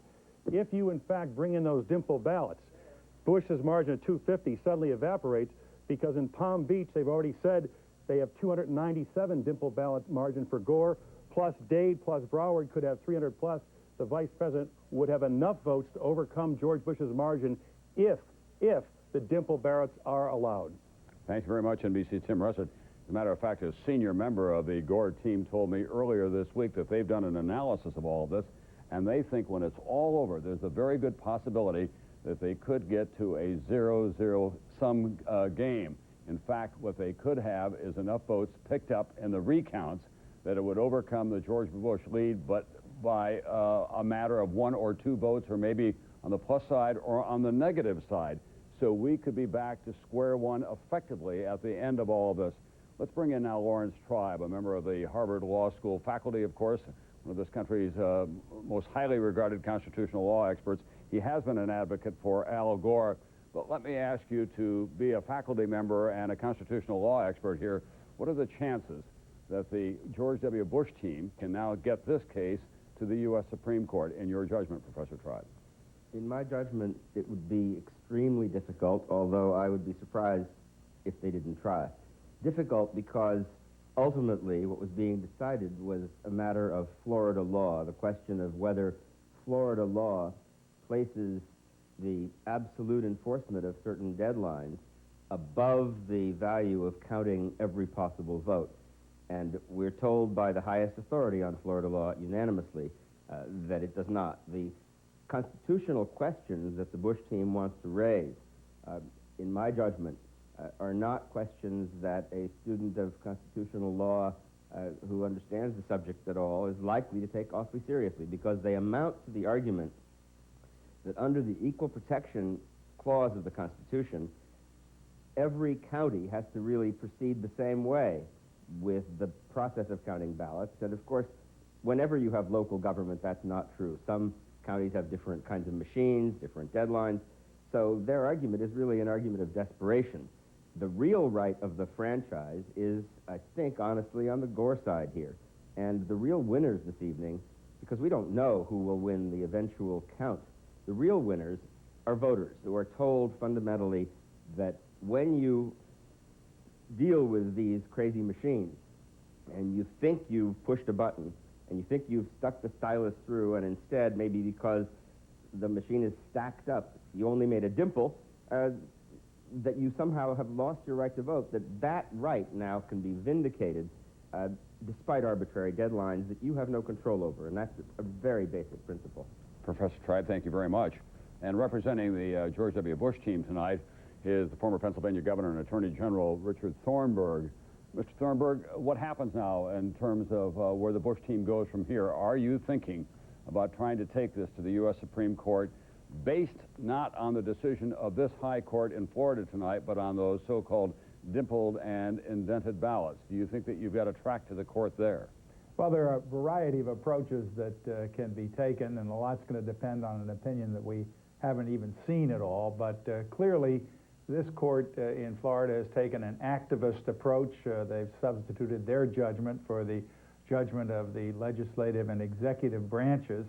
And I think that we would be much more comfortable with a Supreme Court that takes a more restrained approach in dealing with these questions, particularly on the constitutional issues of due process of law and equal protection of the law, which are implicated in this particular situation. But, Mr. Attorney General, you're not saying that the court acted inappropriately, are you? There was a conflict, obviously, within the law in Florida, and isn't it the role of the state Supreme Court to try to sort that out? Well, there is in a broad sense, but they have to deal with the hand that's been dealt them, and in this case, it required overturning a finding by a lower court judge that the Secretary of State had acted appropriately. And in order to do so, they have to find, in effect, I expect the opinion will say, that he acted in an arbitrary and capricious manner. And I think that's not going to stand up to scrutiny. Thank you very much, former Attorney General Richard Thornburg, who is closely allied, of course, with Texas Governor George W. Bush. Our chief legal correspondent, Dan Abrams, has had a chance to go through the decision some now. Dan, what does it say about indented and dimpled ballots, if anything at all? Well, Tom, in my brief skimming of it, it doesn't say anything specifically on that issue. Really, they focused on those two issues. Number one, are manual recounts appropriate in this particular circumstance? The answer to that question was yes. There was a debate here about whether you needed a systemic vote tabulation problem in order for manual recounts to kick in. That's what the Bush team said. The Gore team said no. Any error should count. Any error should kick in the manual recount statute. The court agreed with the Gore team, and in the end, saying that the Secretary, in essence, abused her discretion, Tom. And Tom, back to you. All right, thanks very much, NBC's Dan Abrams. Let's go to Claire Shipman now, who's covering the Gore campaign. There must be elation there tonight, Claire. Tom, they're very happy. In fact, they had got wind of this just a few minutes before the announcement. This was the way the court was going to come down, and they are claiming this as a victory. Yes, they had wanted a ruling on that Chad issue also, but as they've pointed out, they already have two, what they think are good lower court rulings on that, and they figure that may have to work its way back up to the Supreme Court. But most important was for the counting to continue in their minds, and they say it will now. All right, let's go to your counterpart now in Austin, Texas. That's David Gregory, who's covering the campaign of Texas Governor George W. Bush. And the feeling there, David, although I think that we can probably guess at it. I think we can, Tom. I think one of the things that you've already mentioned is that there is, according to top advisors, a groundswell of support for an appeal, perhaps directly to the U.S. Supreme Court. And I think the battle has also been staged for other legal action. For instance, would there be a legal challenge now to have some of the military ballots re-examined? It could come down to a small number of votes that could become critical. And the point that you've also been mentioning, the dimpled ballot, as one advisor put it to me tonight, that is the big enchilada here. He said we will not take that sitting down if those ballots are allowed to be counted. So there's a lot of options, a lot of decisions that have to be made now after this setback. Tom? David Gregory, thanks very much. We're going to go quickly to constitutional law expert Rick Pildes, who joins us here in New York. He's from the University of Michigan, now a visiting professor at NYU. What do you think the chances are that the Bush campaign will get any redress if they go to the federal court over these dimple ballots, saying that they have been used permissively for partisan purposes? Well, they'll first have to go back to the Florida Supreme Court eventually to get it to rule on that question. But I think that court was correct. It was precipitous to address that issue now. There does have to be fact-finding about what Florida's practice is about accepting these dimple ballots. But to try to go to the U.S. Supreme Court now, or to go back to the Court of Appeals in Atlanta, is an extraordinary stretch for the Bush campaign because, as Professor Tribe said, there really is no federal constitutional issue at this stage in the litigation. Thank you very much, Professor Rick Tildis. And now to our favorite historian, Doris Kearns Goodwin, who's up in Boston. Does either man come out of this in such a fashion that they can govern effectively for the next 4 years, Doris? Well, I used to think so. I mean, I've been thinking for the last couple of weeks that this was not a constitutional crisis. It was simply a mechanical crisis caused by this incredibly close vote and the inability of our ballots and our machinery to handle it. But now there's such an escalation of violence, I'm much more worried about it in the language that's being used. All right, thank you very much, Doris Kearns Goodwin, the eminent historian from Harvard. There you have it tonight. A major victory in the Florida State Supreme Court for Vice President Al Gore. The recounts will continue in those heavily Democratic counties, and the Secretary of State has been instructed to accept them by November 27th. We'll have continuing coverage on this NBC station, also on MSNBC. I'm Tom Brokaw, NBC News in New York.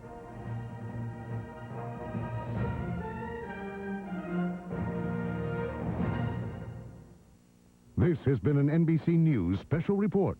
We now return to regular programming. A new hobby, volleyball, I think, should be high on the list.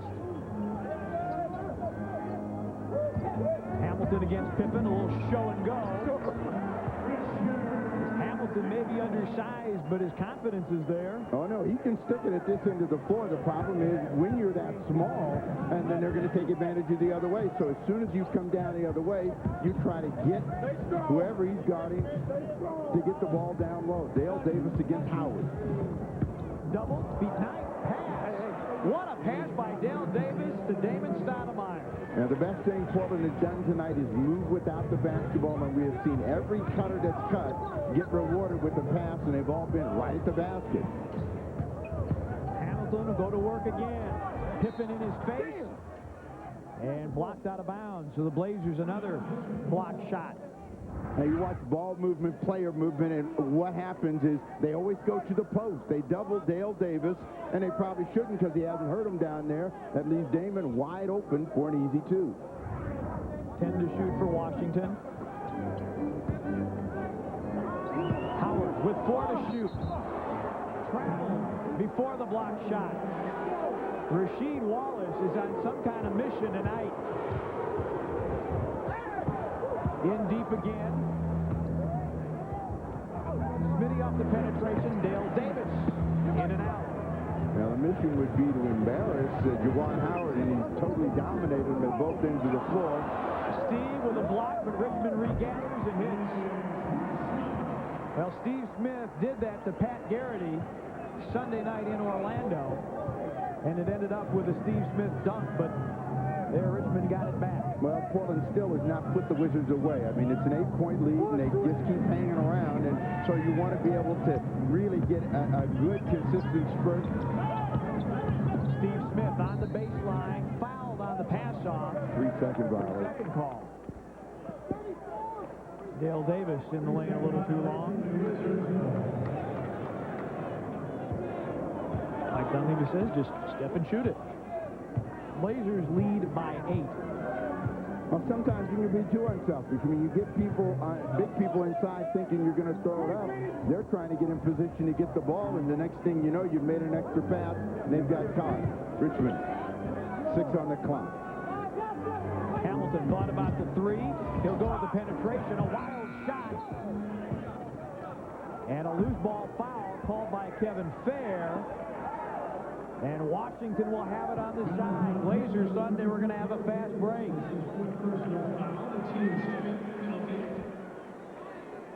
Dale Davis the foul, and the Blazers over the limit, so Washington to the line for free throws with 4:32 to go here in the quarter. I beg your pardon, 4 fouls against Dale. It's going to get a bigger player on the floor, one that they're really going to have trouble dealing with in Arvydas Sabonis. And Jahadi White to the line. 3 for 3 from the free throw line. He shoots 57%, so you're waiting for him to miss. Sabonis is in, Dale Davis is out.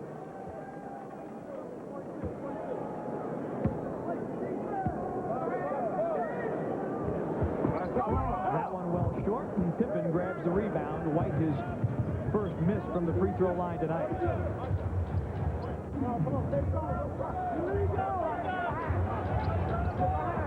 Sabonis feeding Pippen against Hamilton.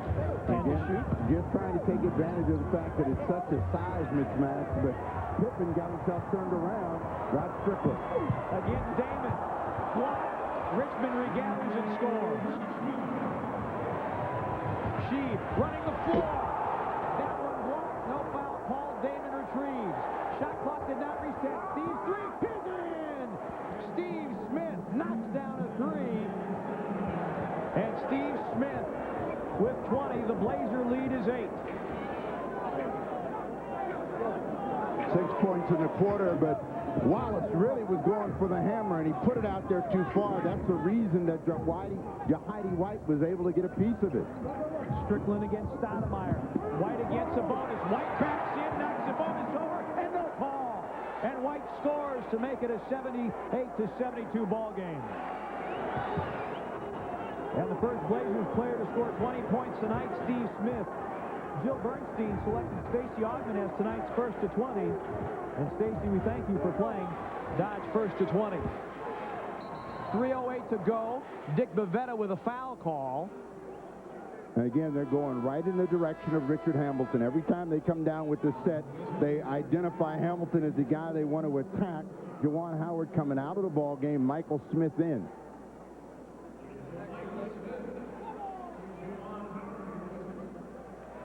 So the Blazers will get it on the side. 14 to shoot, 3:08 to go in the third quarter.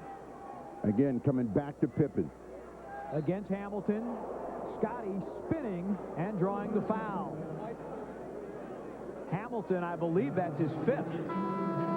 He's too small. And, you know, when you're that small and you're playing up front, there just isn't anything he can do at the defensive end in a post position. That's why Dunleavy has gone at him every time, either with Bonzi Wells or Scottie Pippen. He sits down. Felipe Lopez back in. And Lopez has 3 fouls, so Washington hasn't had much luck with those 2 players. Scotty on the back down, and an offensive foul. Well, the Lopez is a bigger, stronger, more aggressive player than Richard Hamilton. Timeout on the floor, 2:54 to go on the third. The Blazer lead trimmed to 6, 78-72 Blazers. And you can use the cash back for your down payment. I don't know. A pickup? Julie, they're giving us the down payment. How about a test drive? I'm driving. The 2000 Ford Ranger, complete with the off-road package and a 3-liter V6, plus $2,000 cash back. We'll take that one. Test drive a Ranger at your Northwest Ford store. Wanna find a number out of town, Verizon has the number down. 111. Whether Tampa Bay or Retail or all across the USA. Yeah. Don't need no area codes to search from coast to coast. 411. National Directory Assistance from Verizon. Find anyone, anywhere.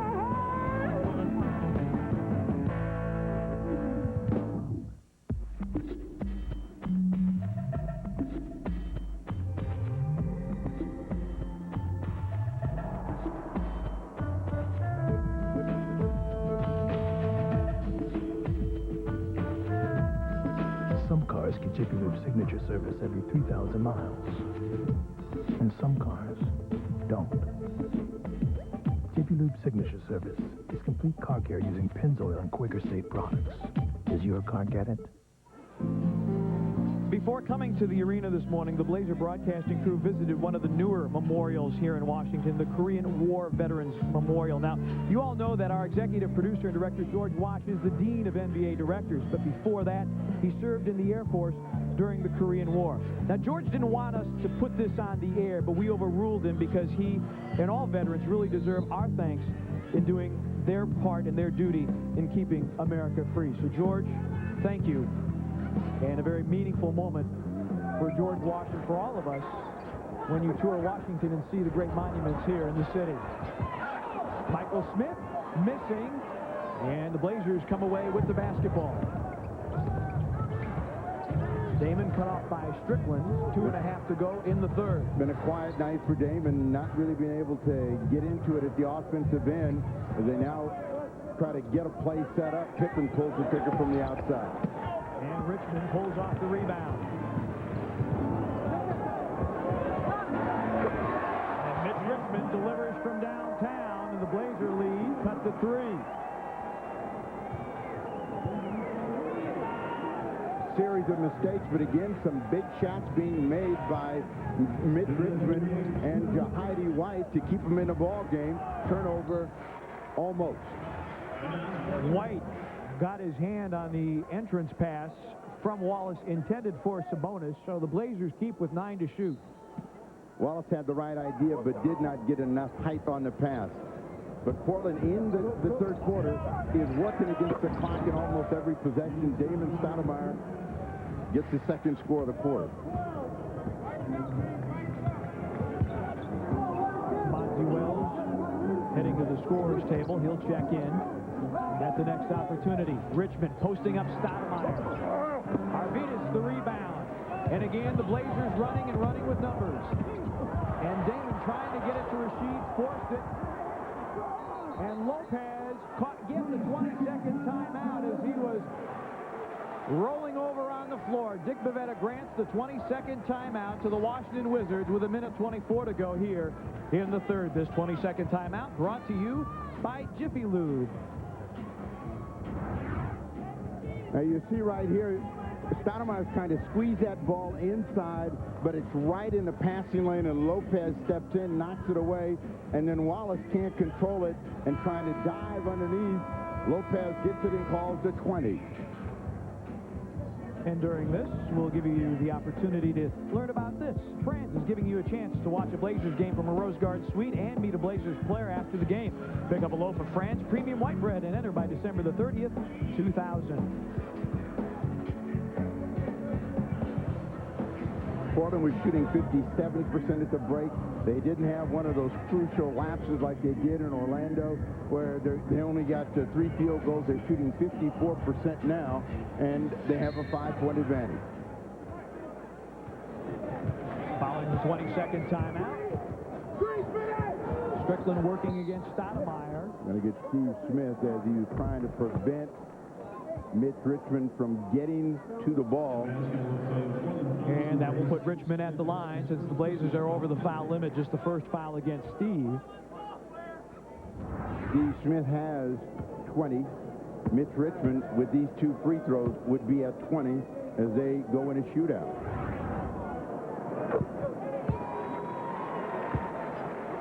And Richmond, like Smith, throughout his career, has been a great stick from the outside and a great free thrower. He gets his first.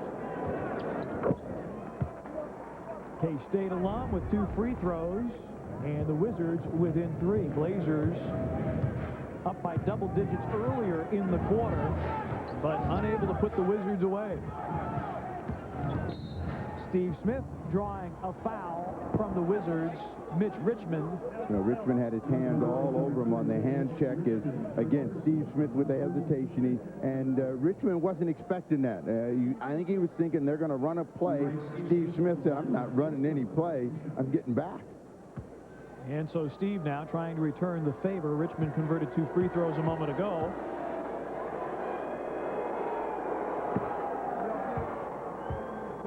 Smith with 7 in the quarter. With this, would he get to 8? He'd have 22. Richmond has had 9 in the quarter and is at 20. And Steve coming off a 9.9 assist performance in 41 minutes at Orlando. The second leading scorer for the Blazers knocks in 2 free throws. Back to a 5-point game.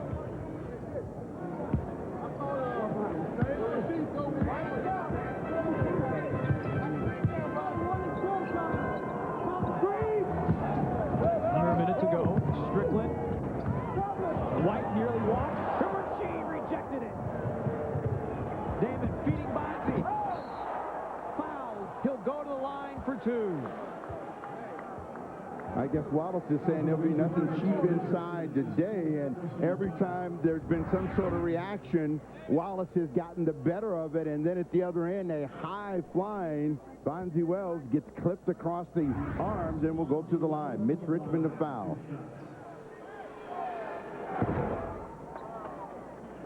Bonzi's second trip to the line. He's 2 of 3. And Bonzi, the leading dunker off the bench. And 2 free throws. Blazer lead back to 7. So it's been a game of runs and mini runs.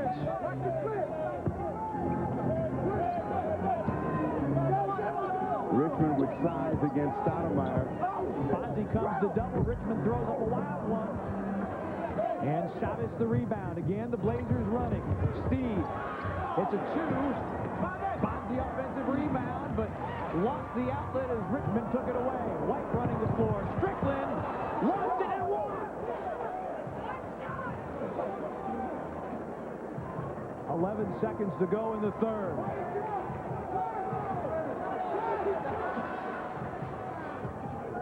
Arvidas is there. Lopez to beat the buzzer. Good if it goes, and it does.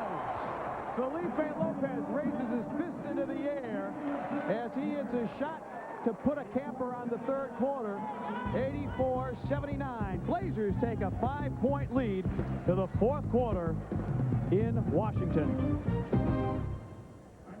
Just how good is Les Schwab's studless snow tire? The Observe.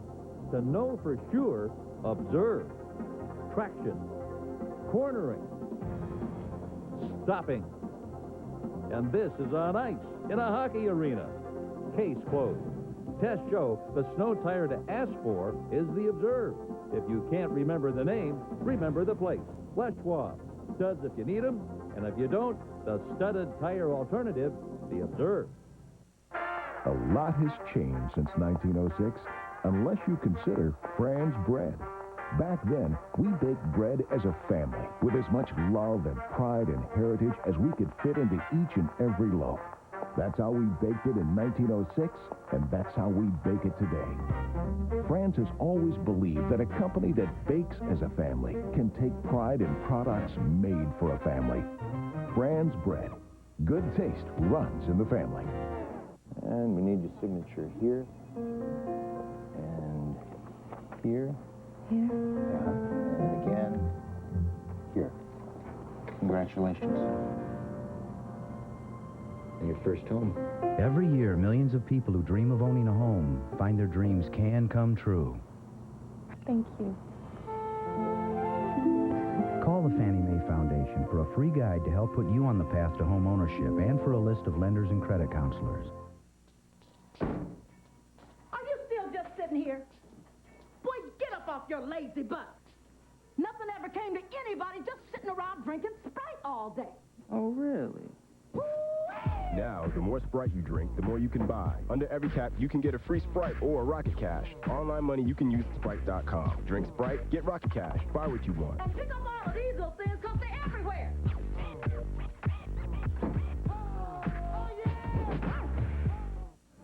Tonight's game is brought to you by your friendly Northwest Dodge dealers. In a perfect world, everything would be different.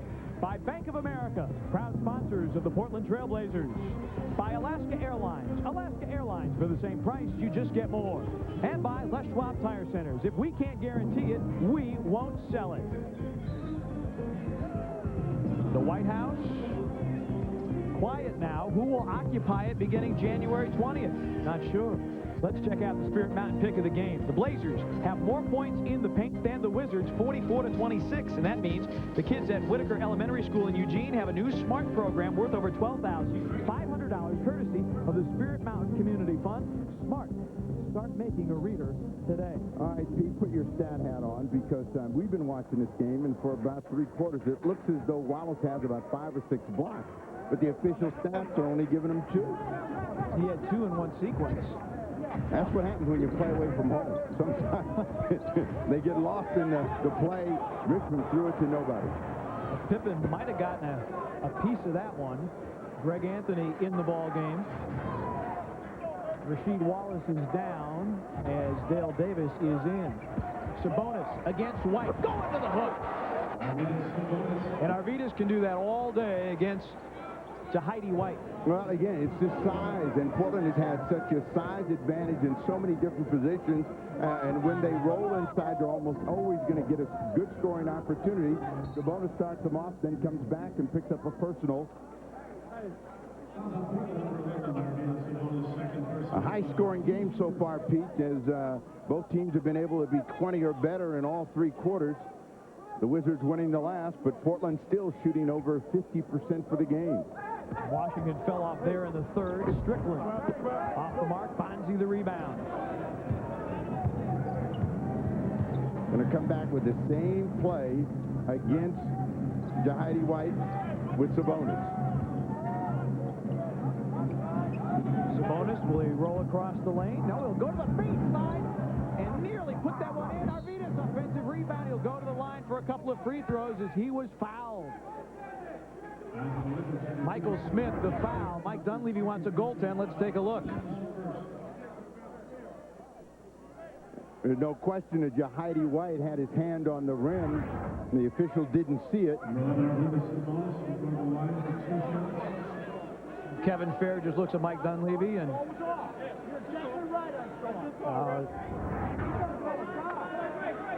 from the slam cam, you'll see a hand come up and pull the net. And Sabonis misses the first free throw.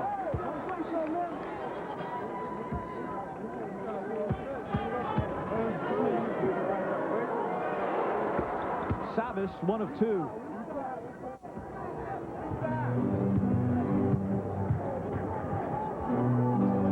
Largest lead for the Blazers came in the third quarter, and it was a dozen. Right now it's at 8. Now Portland's defensive energy is a lot laxer than it was earlier in the ball game, and it's just been mistakes by the Wizards that hasn't hurt Portland. Richmond for 3. That one's too quick. He was off balance. Tipped. Lopez can't get the foul to go. And a Portland foul. Lopez was right there. It was a controlled tip by Lopez.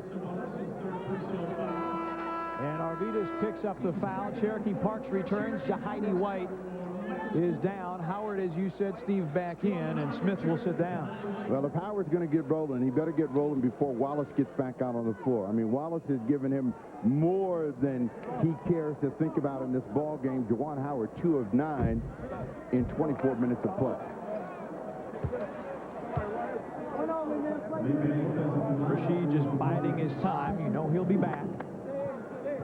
Well, Wallace played 47 minutes against the Magic in a day off, and Mike Dunleavy knows he's got to come back with him tomorrow, so he's trying to give him as much rest as he can as the Wizards won't go away. Well, tomorrow night against Milwaukee, that'll be a speed game.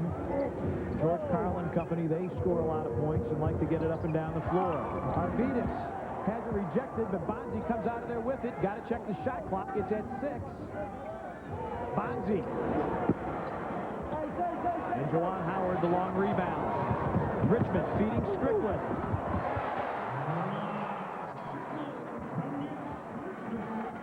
And Washington refuses to go away. Now, what Washington has done well is when they've had a chance to run and get out and make a quick scoring strike, they've done it to stay in the game. Wells inside. Arvidas tied up by Parks, so a jump ball call. Now, Washington is 3-8 on the season. They were the last team in the league to win at home. They had a close call against San Antonio, 99-95, and really they thought they had the ball game in their favor, but San Antonio took it from them. In the last 5 minutes of play, they had the lead, but they didn't execute, and you can see where their execution breaks down as they've had a lot of miscues in this game. I mean, they've done a good job of staying close, but if you're going to beat a good team and a bigger team, then you got to be sharp with your execution and your decision-making. And the tip out of bounds, and the Blazers will have it, says Monty McCutcheon, as Felipe Lopez joins the customers. Yeah, Parks quick tip that one, and Lopez onto the bench, over the bench. Bonzi with 10 to shoot against Lopez, leading. Would have counted had it fallen. It did not, but Bonzi to the line for free throws as Lopez picks up the foul. Lopez, his fourth. You know, if you're playing against Bonzi Wells, you got to know that this is the guy that likes contact. So don't give him any. He wants to either find a body to roll off of or bump into, make him play against some space.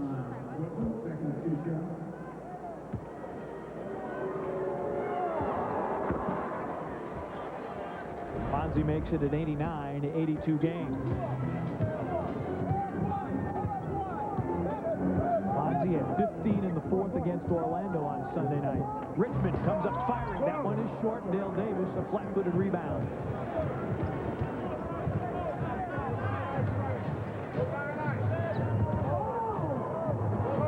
Pippen against Richmond. Now they come back to Sabonis again. Size is the story. Parks with both hands. And Parks the foul. And Washington piling up fouls here in the early going. 3 team fouls against the Wizards. Timeout on the floor. 8:56 to go. Blazers lead it by 7.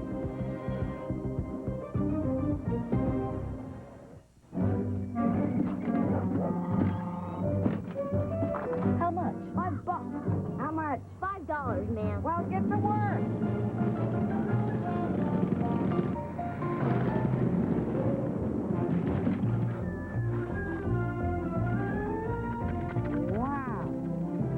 You're good. My pleasure, ma'am. We didn't invent great service. We just took it to new heights. Alaska Airlines. So much for so little. Individually, they are standouts in their respect. This is a national sales alert from Dodge. Effective immediately for 5 full years. Get 0 APR on 2000 Dodge Stratus and Intrepid, 0.9 APR on 2000 Dodge Dakota and Durango, and 4.9 APR on select all-new 2001 Dodge Caravans. See your Dodge dealer immediately, as 60-month financing can save you over $5,600. See the friendly Dodge dealer near you. This old table has been the heart of the Lasley home, and what tales it could tell of great holiday meals, the life of their family, told in the sharing of great food, of old recipes handed down from one generation to another. The Lasleys are very particular about the food that graces their table, just like the store that's been serving families for over 75 years. Great food at lower prices every day. You'll find it at Fred Meyer. At AT&T Broadband, we're more than just cable TV. We're bringing you more choices, including digital cable, high-speed internet access, local telephone service, and more. Are you ready for more? AT&T Broadband.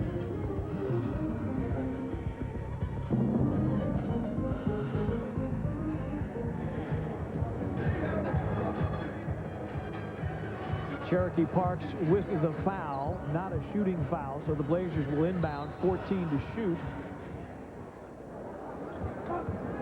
Coming back to Wells against Lopez on the box. 7 to shoot, no double team comes, and an illegal defense call against Washington. Illegal defense, warning, Wizards. Richmond was illegal. That's the first call against Washington.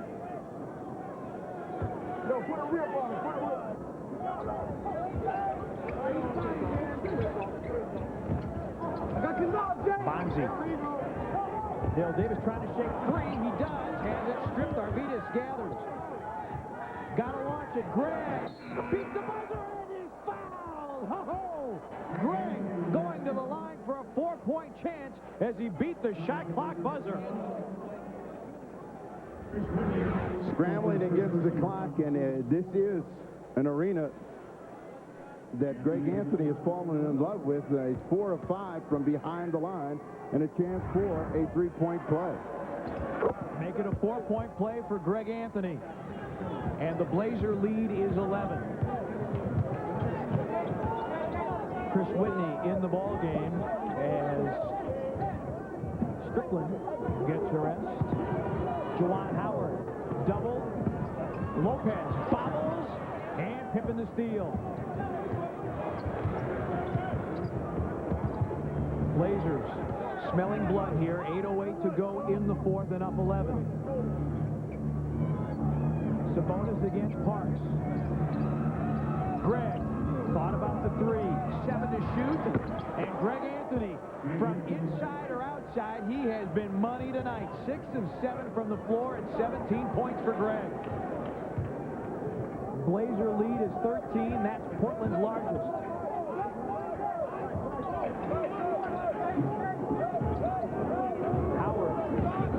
Richmond bodying up, missing Arvidas the rebound, and got fouled in backcourt. The Blazers have scored the last 8 to take a 13-point lead. Sabonis fouled by Mitch Richmond in backcourt. And Richmond now with 5 personal fouls, and the Wizards with 5 team fouls. So the Blazers shooting 1 plus the penalty, and some of the Lithuanian fans who live in the D.C. area coming to see Savas play. Savas voted the greatest Lithuanian athlete in the 20th century. Timeout on the floor. 7:33 to go. Blazers up 13.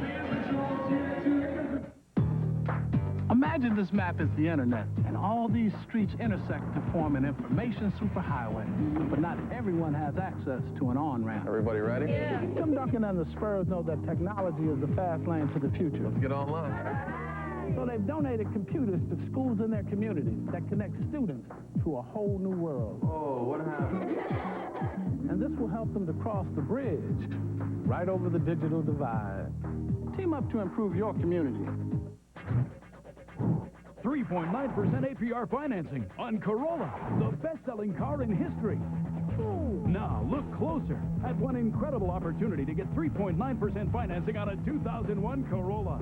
That's super low 3.9% APR financing when you buy any new, practical, playful 2001 Corolla. More safety features and more standard power than the competition. Look closer at your Toyota dealer today. 3.9% APR for a Corolla? Yeah!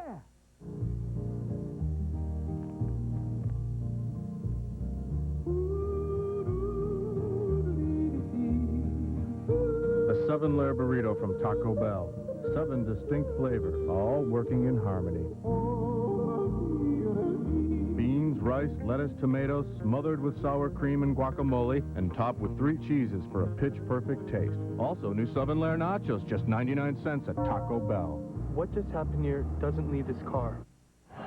Back at MCI Center, Blazers up 13. Part of the reason Rasheed Wallace has thrown down 5 dunks. These are the numbers coming into tonight's ball game. So Rasheed leapfrogging Sean Marion, and 1 dunk shy of the leader, Shaquille O'Neal. And Rasheed 5 of the 6 Blazer dunks. Rasheed has outdunked the Wizards all by himself. Sabonis, normally reliable from the free throw line. Well, we're at the moment of truth in the ball game for the Wizards. They're either going to get back in it in the next 2 minutes, or they're going to roll over, and Leonard Hamilton has gone even smaller. He has Lopez Hamilton in the ball game with Chris Whitney. And Hamilton operating with 5 personal fouls. Howard turning around from the baseline, and the shots that were falling for the Wizards in the first half are not falling here in the second. They don't really have good post players, and so when they go into the post, they have trouble getting a real good chance to shoot the ball. If they can turn and face and look at the basket, they did a pretty good job of scoring on Portland. 8 on the clock for Portland. As you look at Leonard Hamilton, rebuilt the University of Miami basketball program to national prominence. That is the look of a patient man. I mean, he has had basically the same look on his face his entire game, as this game has been a game of runs, and his team needs one now to stay in it. Difficult for the Wizards to make moves. It's interesting that they're booing Juwan Howard every time he catches the ball now.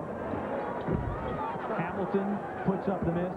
Very difficult for the Wizards to affect any trades or moves because of salary cap restrictions.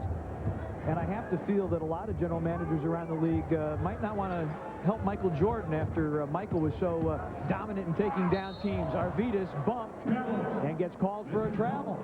Well, really, in order to make a trade, somebody's got to want your players. And if you looked and said, who are the most tradable players, Strickland, Richmond are all edging toward the end of their careers and have to play for a team that's contending for a championship. Hamilton slapped back. And Juwan Howard is a guy that has a huge contract and no one seems too interested in. Sabonis got the block. Bonzi, Scotty calling for the ball and nearly fumbled it away. Greg will tee it up again. That one short. Sabonis the rebound.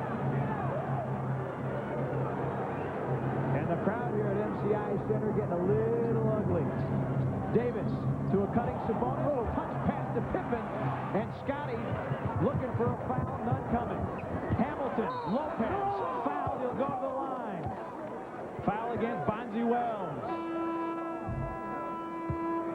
Even though it seems as though the Wizards can't do anything, you can't forget you've got to play both ends of the floor, and Portland has gotten a little lax in building that 9-0 run. They were the aggressors at both ends of the floor. Suddenly they're letting the Wizards do whatever they want. Wizards have not been able to hurt Portland. Lopez gets the free throw. Here in the fourth quarter of play, 4 points scored by the Washington Wizards in almost 7 minutes, including the free throw by Felipe Lopez. Heidi White back in, Strickland back out on the floor. And Lopez converts a pair.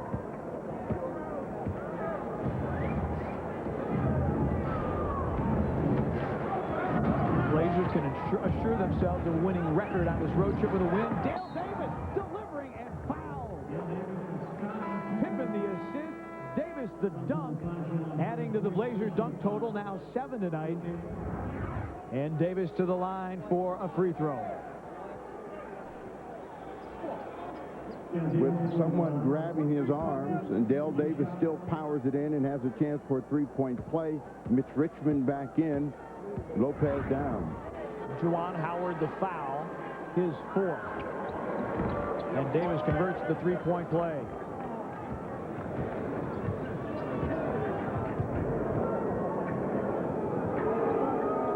Every time Howard catches the ball, the home crowd here booing Juwan Howard, and that's really in part due to his play against Rasheed Wallace. 3-second violation, White.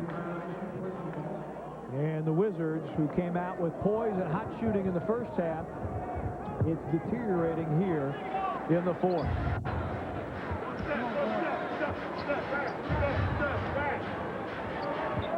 Blazers on a 12-1 run over the last 4-10.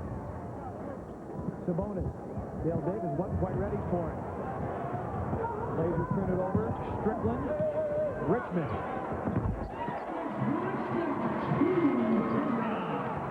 Richmond with 22, and the Blazer lead is 13.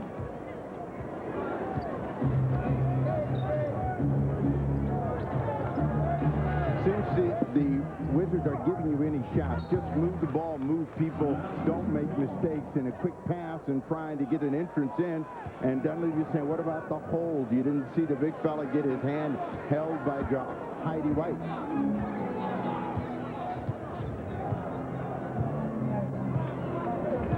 Some of the 14,000 plus here at MCI Center heading for the exit.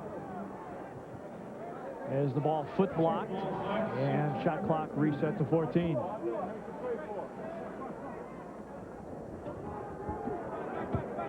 Hamilton. Richmond. And Mitch Richmond with consecutive outside jumpers makes it an 11-point contest.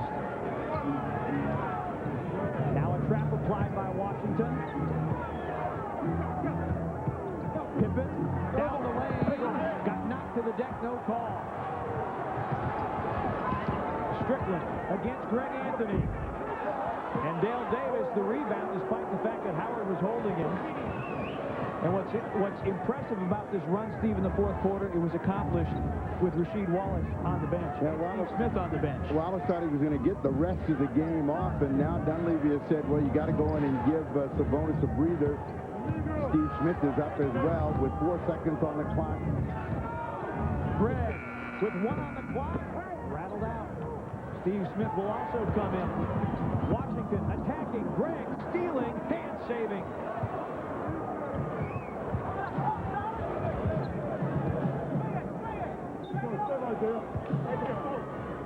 Blazers look to reset the offense. Sabonis thought he got fouled, but turning it over.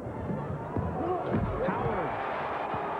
Well, the boos turn to cheers, if only momentarily.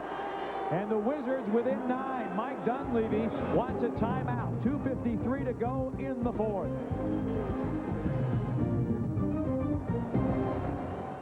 Sometimes you just have to bail on the whole scene. Pack up the Ford Explorer, fire up the V8, put the all-wheel drive to the test, and just get back to basics. Hey, nature boy, you're burning the weenies. Oh!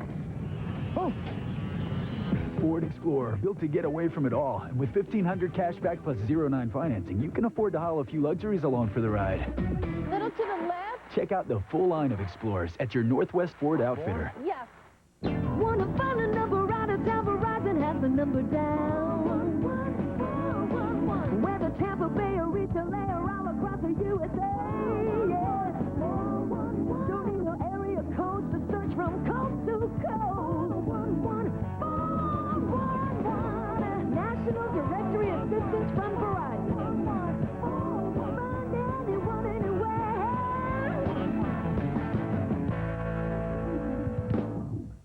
Looking for a different deal every day? Then there's nothing like your Northwest McDonald's. Introducing our 99-cent different days, different deals. Like Mondays, when you can get our famous Big Mac for an incredible 99 cents. Or 99-cent 6-piece Chicken McNuggets Tuesdays. Or Big and Tasty Wednesdays for a 99-cent Big and Tasty sandwich. Or Thursdays, when our double cheeseburger is just 99 cents. McDonald's, different days, different deals. A 99-cent deal any day of the week. At McDonald's, we love to see you smile.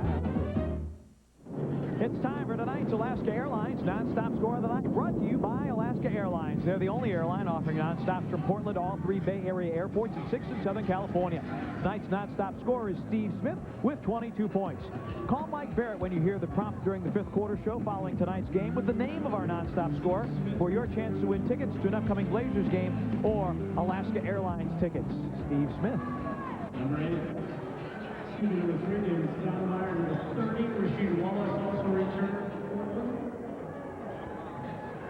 For the Blazers, they are back to their starting lineup of Stoudamire, Smith, Wallace, Pippen, and Davis. Well, they show you how nervous coaches can be. I don't think the Wizards can win this game, but Mike Dunleavy wants to make sure, so he's got his starting unit back on the floor with 2:53 to play. The Wizards haven't done that much here in the quarter, but trade baskets with Portland.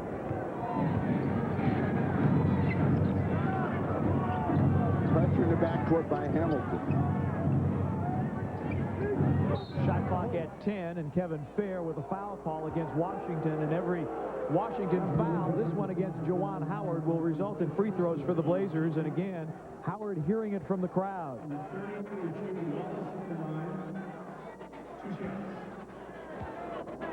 You know, the fans here at the MCI are thinking about what they had. They had Weber, they had Wallace, they had Howard. Now they only have Howard, and it's hard for them to deal.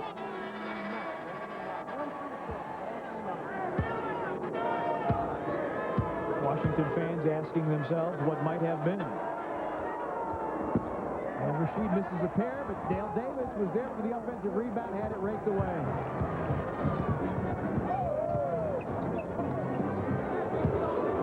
Howard backing down and scoring. 3-point game. All Portland has to do to close this game out is pass the ball and cut to the basket. They'll get a layup. Let's see if they do it. They're trying to go pick and roll. Wallace and Damon Stoudamire, 7 on the clock. Damon on the penetration, tough shot, and he hit it. Under 2 minutes to go. Blazers over the century mark at 101-92.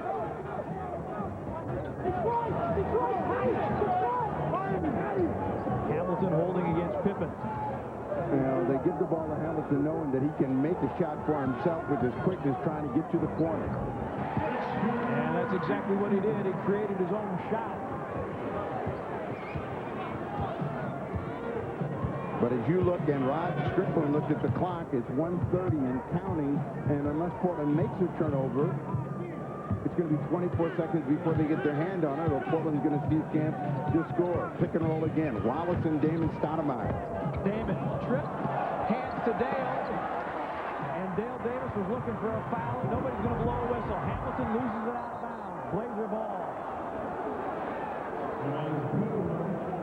And a big turnover that was, because if the Wizards could have made it a 5-point ball game, things might have gotten really interesting. And neither team taking good care of the basketball here in the fourth. Well, the Wizards are in that teasing position. They're teasing the coach, they're teasing the fans, but they really just don't have the wherewithal to close out the game. And, you know, they're trying to play catch-up.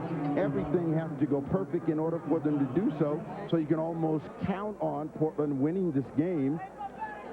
And it's just a question of how. Rod Strickland commits the foul against Damon Stoudamire as you look at Leonard Hamilton.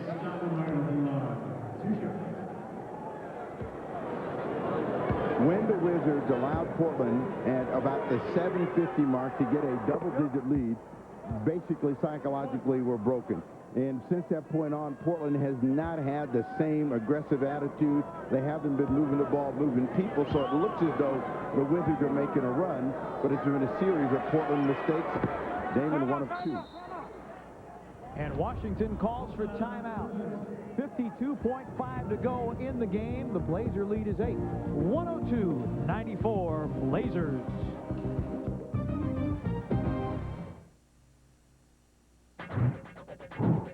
3.9% APR financing on Tacoma. One very powerful V6 compact truck. Now look closer at one incredible opportunity to get 3.9% financing on a 2001 Tacoma. That's super low 3.9% APR financing when you buy any new Tacoma regular or extra cab with the highest towing capacity and the highest ground clearance in its class. Look closer at your Toyota dealer today. 3.9% APR for a Tacoma, yes! In the beginning, there was the business suit. Then things went casual. California casual. Midwest casual. New England casual. Career-threatening casual. Fortunately for us, there's Northwest casual. The great Northwest Clothing Company. Clothes for the way we live around here. Available at Fred Meyer. Tonight's game has been brought to you by Dial 411, Verizon National Directory Assistance. Locate anyone, anywhere. By Jack in the Box, where we don't make it till you order it. By Fred Meyer. What's on your list today? You'll find it at Fred Meyer. And by Toyota. More choices, better selection. Experience Toyota today.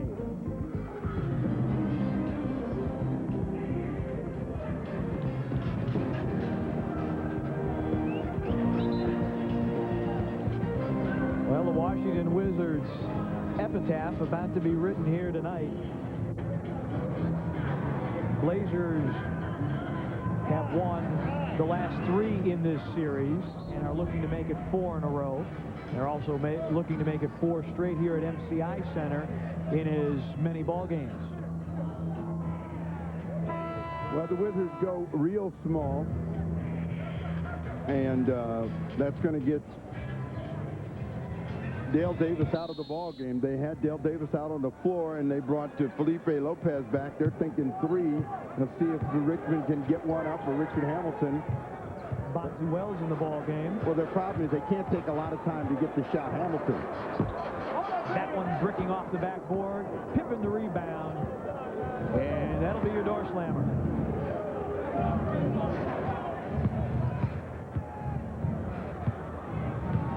Blazers with 10 on the shot clock.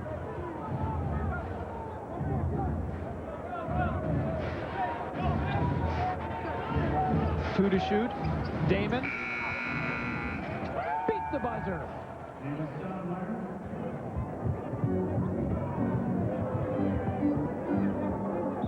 Hamilton against Wells. Bobbled. When they say you can shoot, because it doesn't matter. Richard Hamilton, without a conscience, fighting the defense, throws up an air ball to close this one out. Blazers win it 104-94 over the Washington Wizards.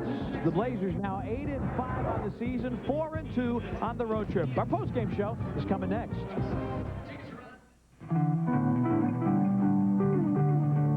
I told my father I wanted to grow up to be a teacher. Wouldn't you rather be a doctor? He said. It's a noble profession and you could become wealthy. That may be true, I said. But without teachers, where would doctors come from?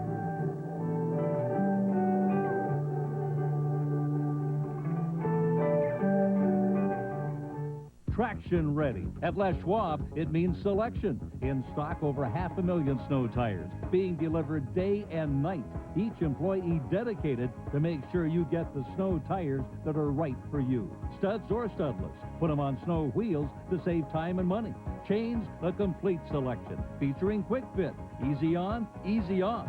Batteries, too, for cold winter starts.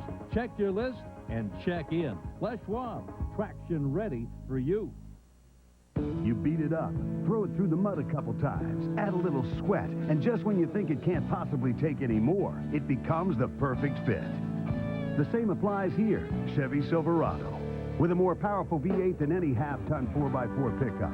And now get as low as 1.9% APR on the 2001 Silverado half-ton extended cab. 1.9 financing can give you up to $2,600 in finance savings. Get the 2001 Silverado at your local Chevy dealer now. When you pull into 76, Come on, move it, guys! you've got something in common with the drivers in NASCAR. Because for over 40 years, NASCAR has chosen 76 as their official fuel. And now they're 76 with new Pro Power. It's cleaner burning for more powerful performance on and off the track, no matter what you drive. Get the spirit of NASCAR. Get the spirit of 76. Blazers defeat the Wizards 104-94 here at MCI Center. 76 and the Blazers have teamed up once again to refurbish city basketball courts. 76 donates $100 to Portland Parks and Recreation for each three-point field goal made by the Blazers during Blazers television games. In tonight's game, the Blazers with 6 three-pointers, adding another $600 to the points for Parks total. That brings the donation to the for the year to a total of $2,800.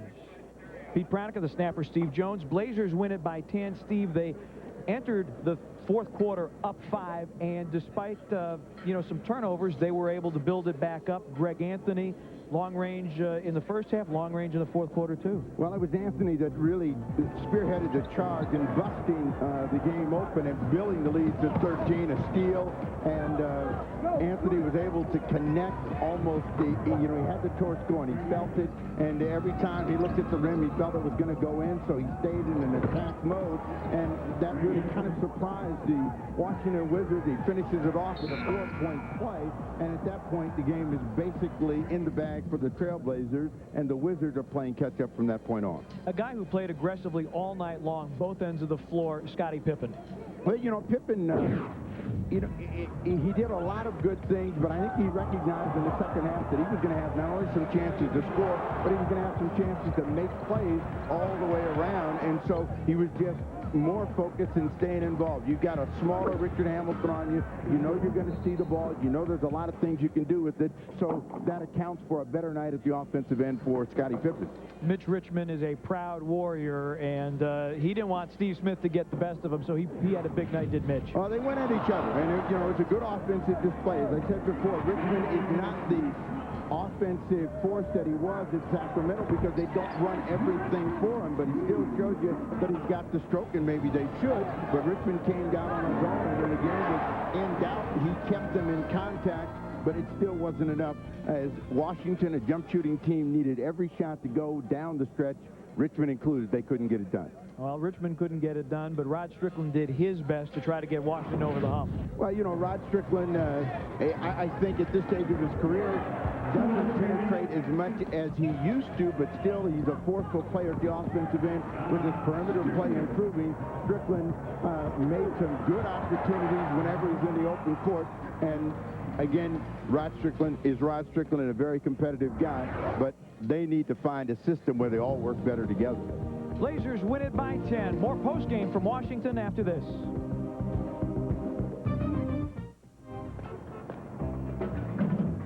Don't you wish everything was as dependable as a Chevy?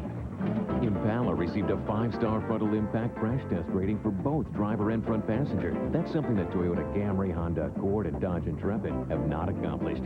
Now lease a 2001 Impala for as low as $260 a month. Residency restrictions apply. Call for important lease details. Impala, part of the family of dependable Chevy cars.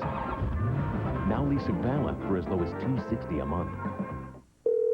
Thank you for calling. All our operators are busy. Please stay on the line. All our representatives are currently working with other customers. We're sorry. Please continue to hold your call. Thank you for holding. If you do not have a PIN, press 8. Thank you for calling. At Country Companies Insurance, you'll speak to a real person in 60 seconds or less. We're the only company that guarantees it. Country Companies Insurance. Real people, real answers, real quick.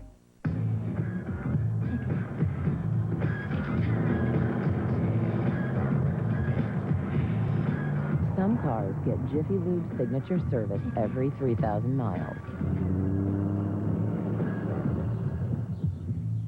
And some cars don't. Jiffy Lube signature service is complete car care using Pennzoil and Quaker State products. Does your car get it?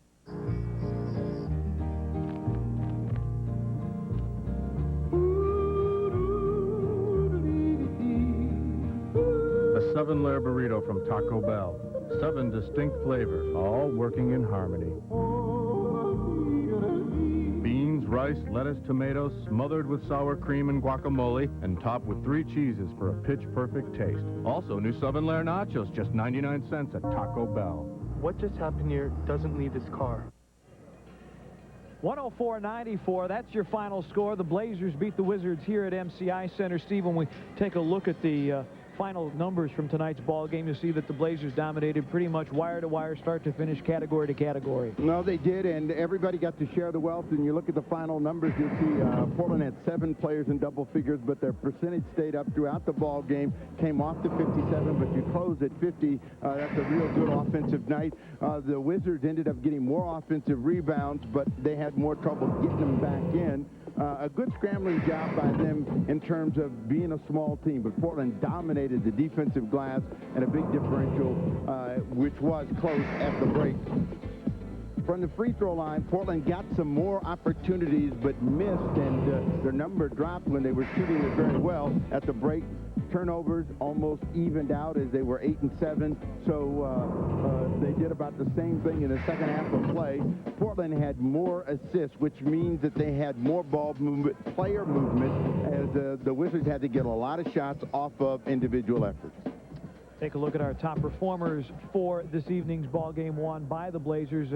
A lot of guys playing well for Portland tonight. Steve Smith leading the way with 22. As you said, Steve, very balanced attack. Greg Anthony with 17. Rasheed Wallace with 14 points.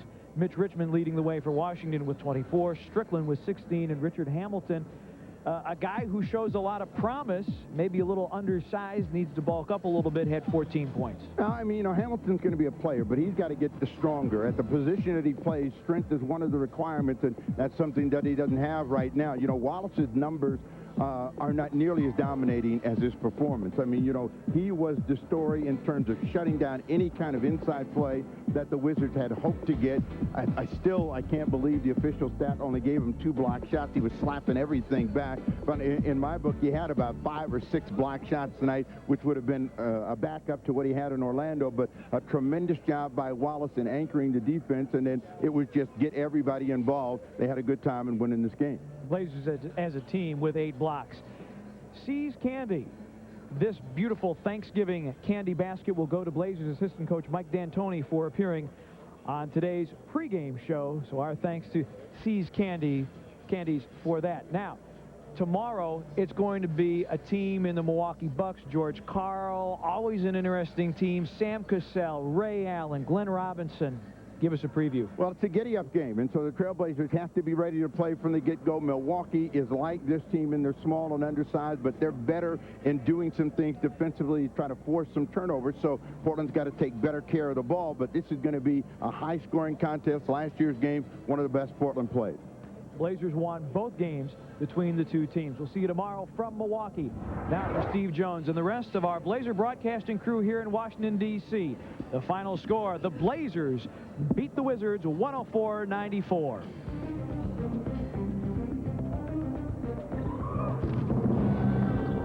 Gotcha.